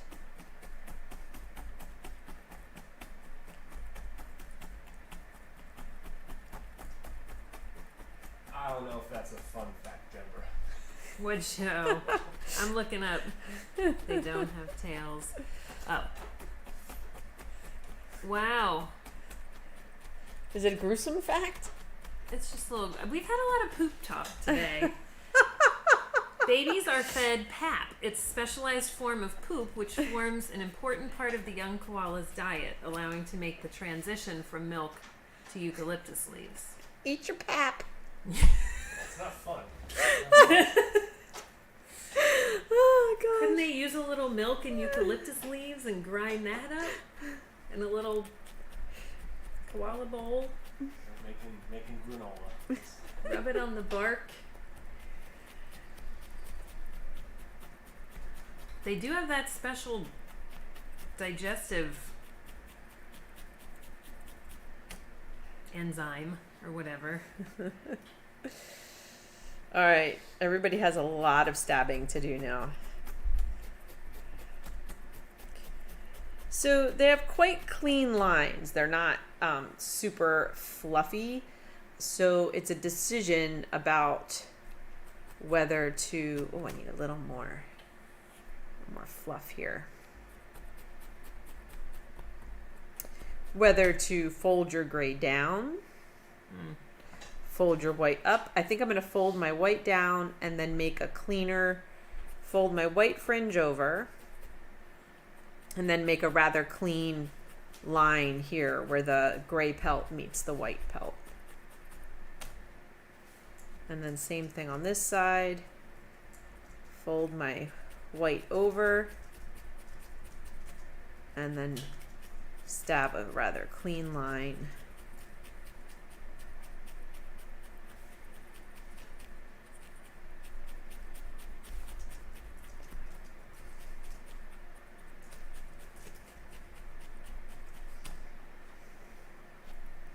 And then same thing on the legs. I'm just going to shape them out by bringing the fringe in.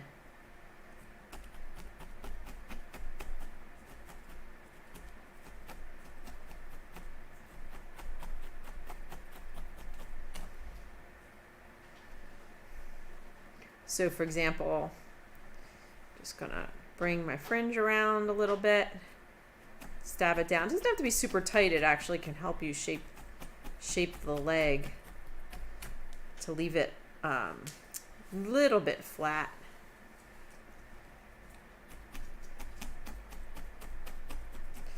If you need to pull some fiber off, you can. If you need to trim, you can. I try to stay away from the scissors too much.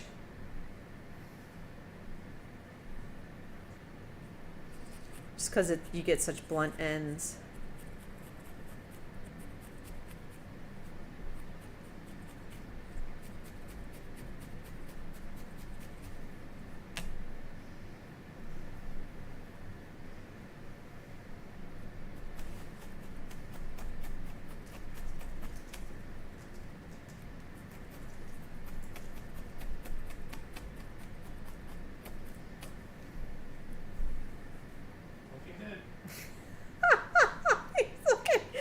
He's looking a little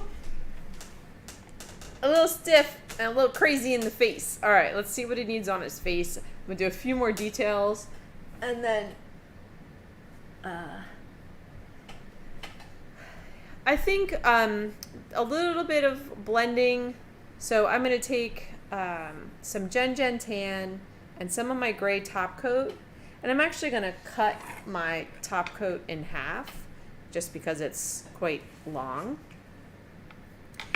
And then I'm gonna blend these two fibers together. So now I have something just for the face that's a mix, and I can make some nice feathers and stuff to blend away shapes and blend away my my white eyebrows.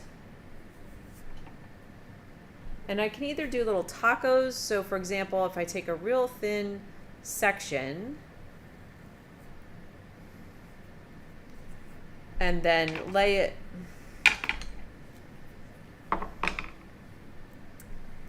let's see, lay it under the eye, for example, like under the eye and around the brow, and stab the center of it. Under the eye is a good place to do it because you can hide the seam real easily.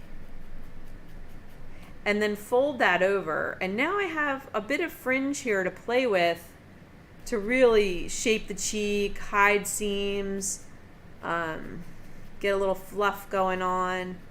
Nice little shingle of fur.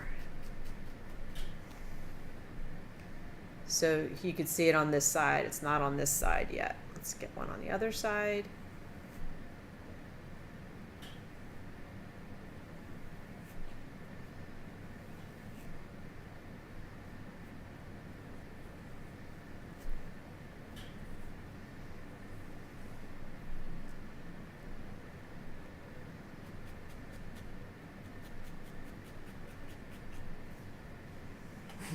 What? Somebody just joined in.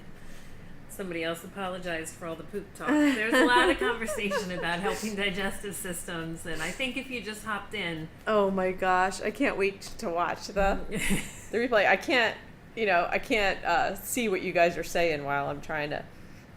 But sometimes after felt so long, I do rewatch just to see. Just to see what you guys are talking about. See what I missed.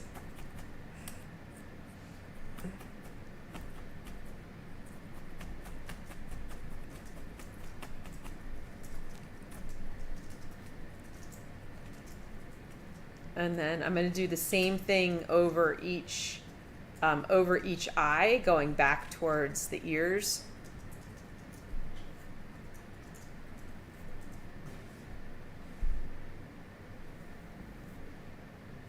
I just want to minimize this wacky white brow that I made a little bit.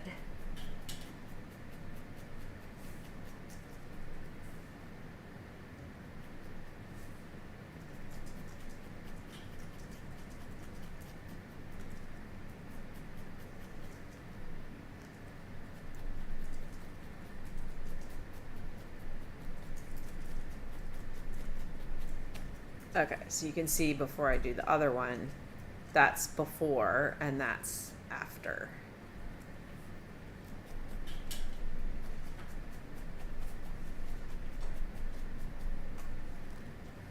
So I noticed on your other koalas, they don't have the white brow, right? They have, you know what I did? I used the Gen Tan for the brow, I think. But I like the white brow. Their eyes are very unremarkable, really. So the white brow is just a way to get a little more oomph.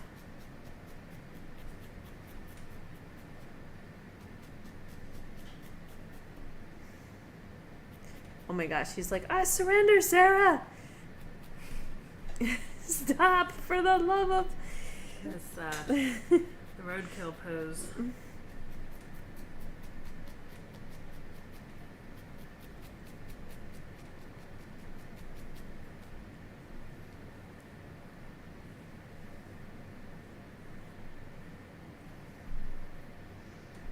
Cute. Something cute.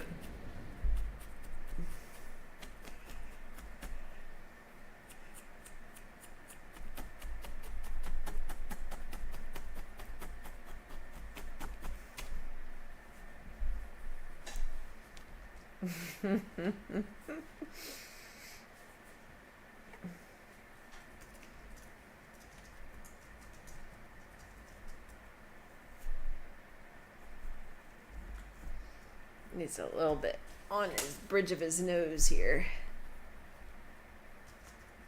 Teeny tiny taco.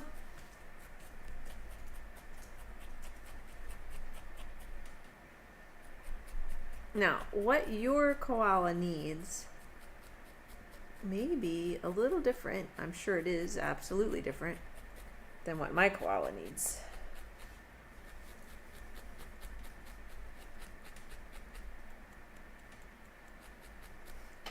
So one fun thing to do on faces where you might have some details that you're not super crazy about. So for example, like this feels like not the best seamless transition to me. So I'm going to use my reverse needles. And since there's gray core under here, I'm going to pull that out all where this gray meets the brow.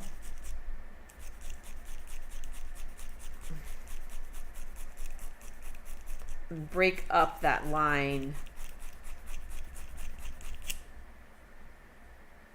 Yeah, it's like magic. It is like magic. And you don't have to you can re-stab as much or as little as you want when you use the reverse needle. Sometimes you stab it back in. Sometimes you leave it fringy. And same with this cheek fuzz. Like I'm gonna spend some time sort of sculpting it and shaping it and making decisions that hopefully look more koala-like as I go.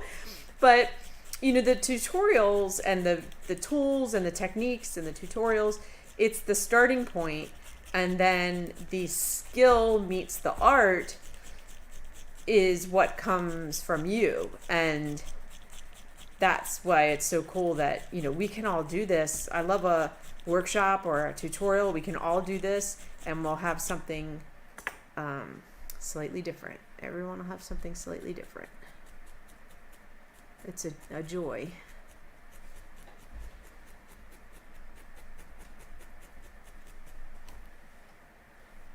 Okay, that was a good change. Mm-hmm. I mean, I'm not saying Like, phew, thank goodness. Let's see. He needs a little white dot in his eye for sure. We've got the toes, toes to finish off, and I will I'll put the power wax on the nose, so you guys can see that. But I think I'm see the nosy chinny part. Yes, and you can let me just do my little eye dots. Definitely, like I said, look at reference pictures, and you can really accentuate their funny little tucked in weird mouths with the overbite.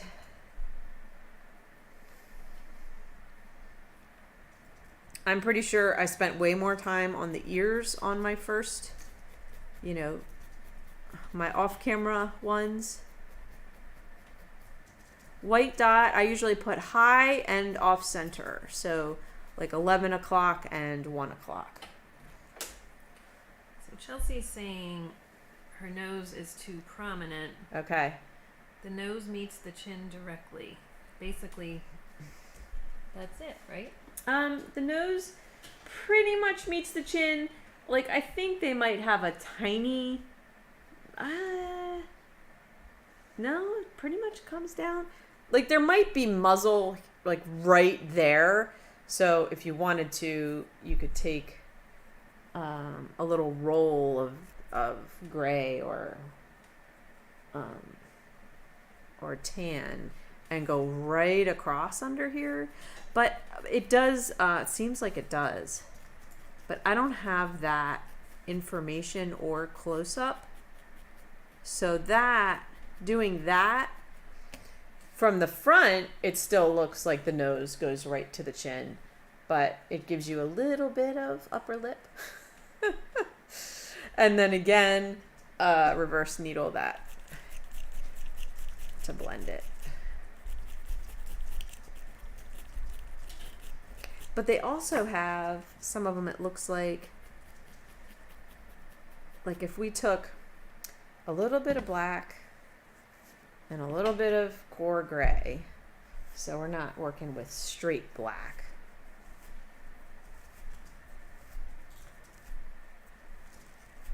And then just go in a line. They kind of have this black line. So right across the mouth, into the corner of the mouth, and then down. with a nice strong needle. Laura's asking, are you going to add a catch light? I did. And the eye lights? Is that what that means? Yeah, I think that is. Oh, okay. Yeah. I did it on the Alright, sly gotcha. while you were typing, I think. I probably did it. So I'm going into the corner of the mouth and down a little bit. Reindeer have this marking. And that is a cute, that's the part that reminds me of capybaras.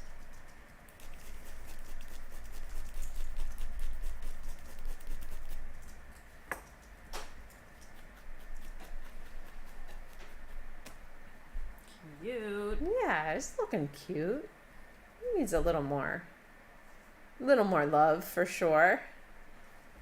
But I think he looks cute. Aw, he looks great.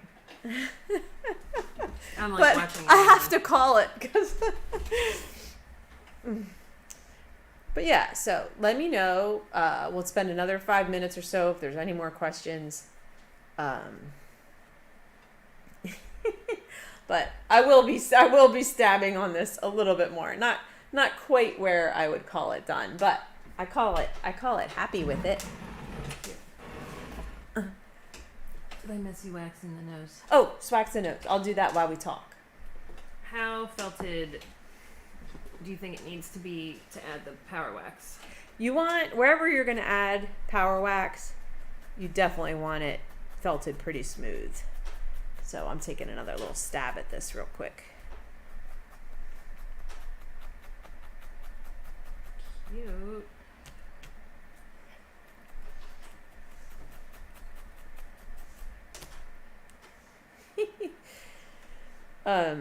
It's not as tricky as the swax, I feel like. Just try to keep it. One of our little color shaper tools would be a good idea. It's a little better for this than a toothpick. The toothpick fits right in there, though. Yeah. So I'm just working it carefully towards the edges.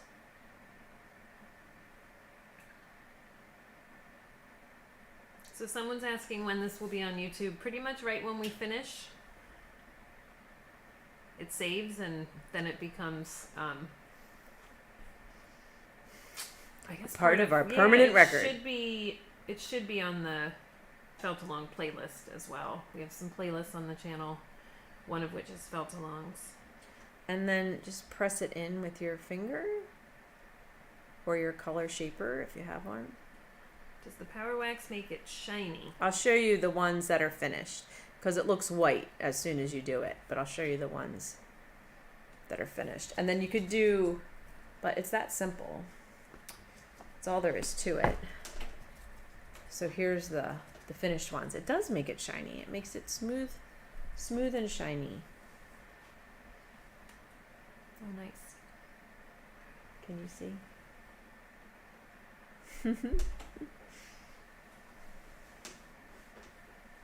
Yeah, so when it dries, it's not as, that white opacity goes away and it'll turn black and shiny, which is a lot of fun. So yeah, my guy definitely needs like handwork, more pelt and shaping, but I like his funny face. He made a funny face.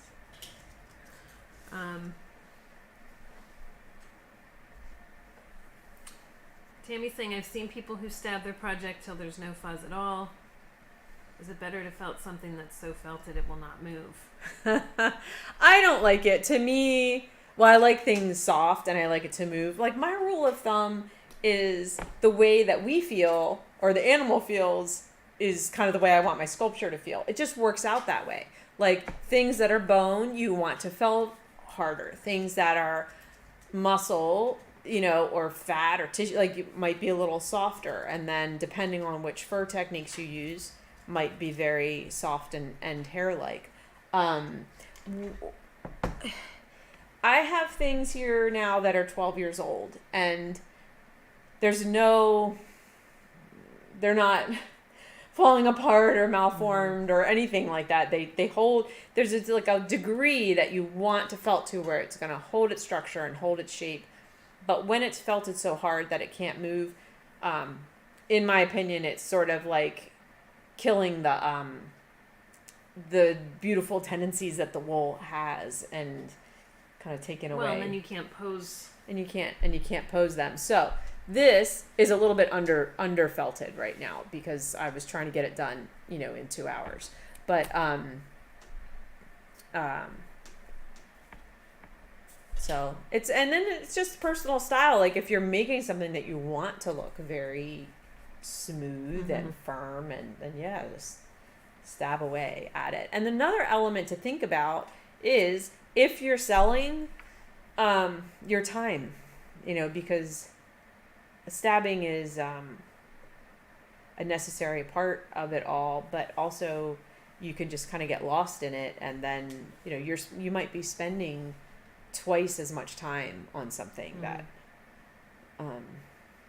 than you need to. So. As long as they aren't overhandled. I mean, you can't give it to a dog or a little kid. Yeah, it's not gonna fall apart or shed. Yeah, no, should be good.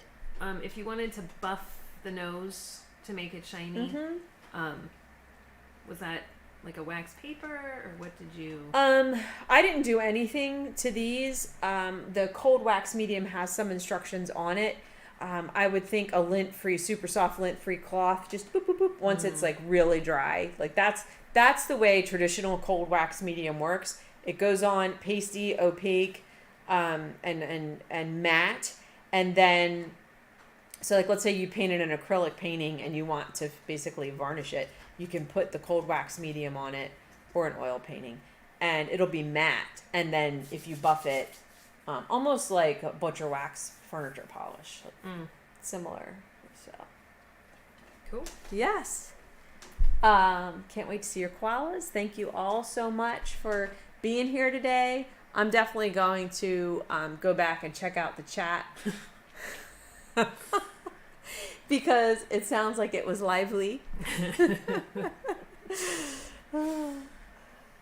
And we will see you. Shop hop coming up next? I need to get a shop hop on the schedule. Yeah. And the Fiber Fairy is October 27th. So hopefully I'll see you before then. But if not, I will definitely see you then. That's a big one, and it's a big one in many ways this time. That's your only hint. Yep. So that's all I've got. Oh, Jen Tan. Yes. Yeah, I'm awesome. thinking it. Good. All right. Thank you, everyone. See you next time.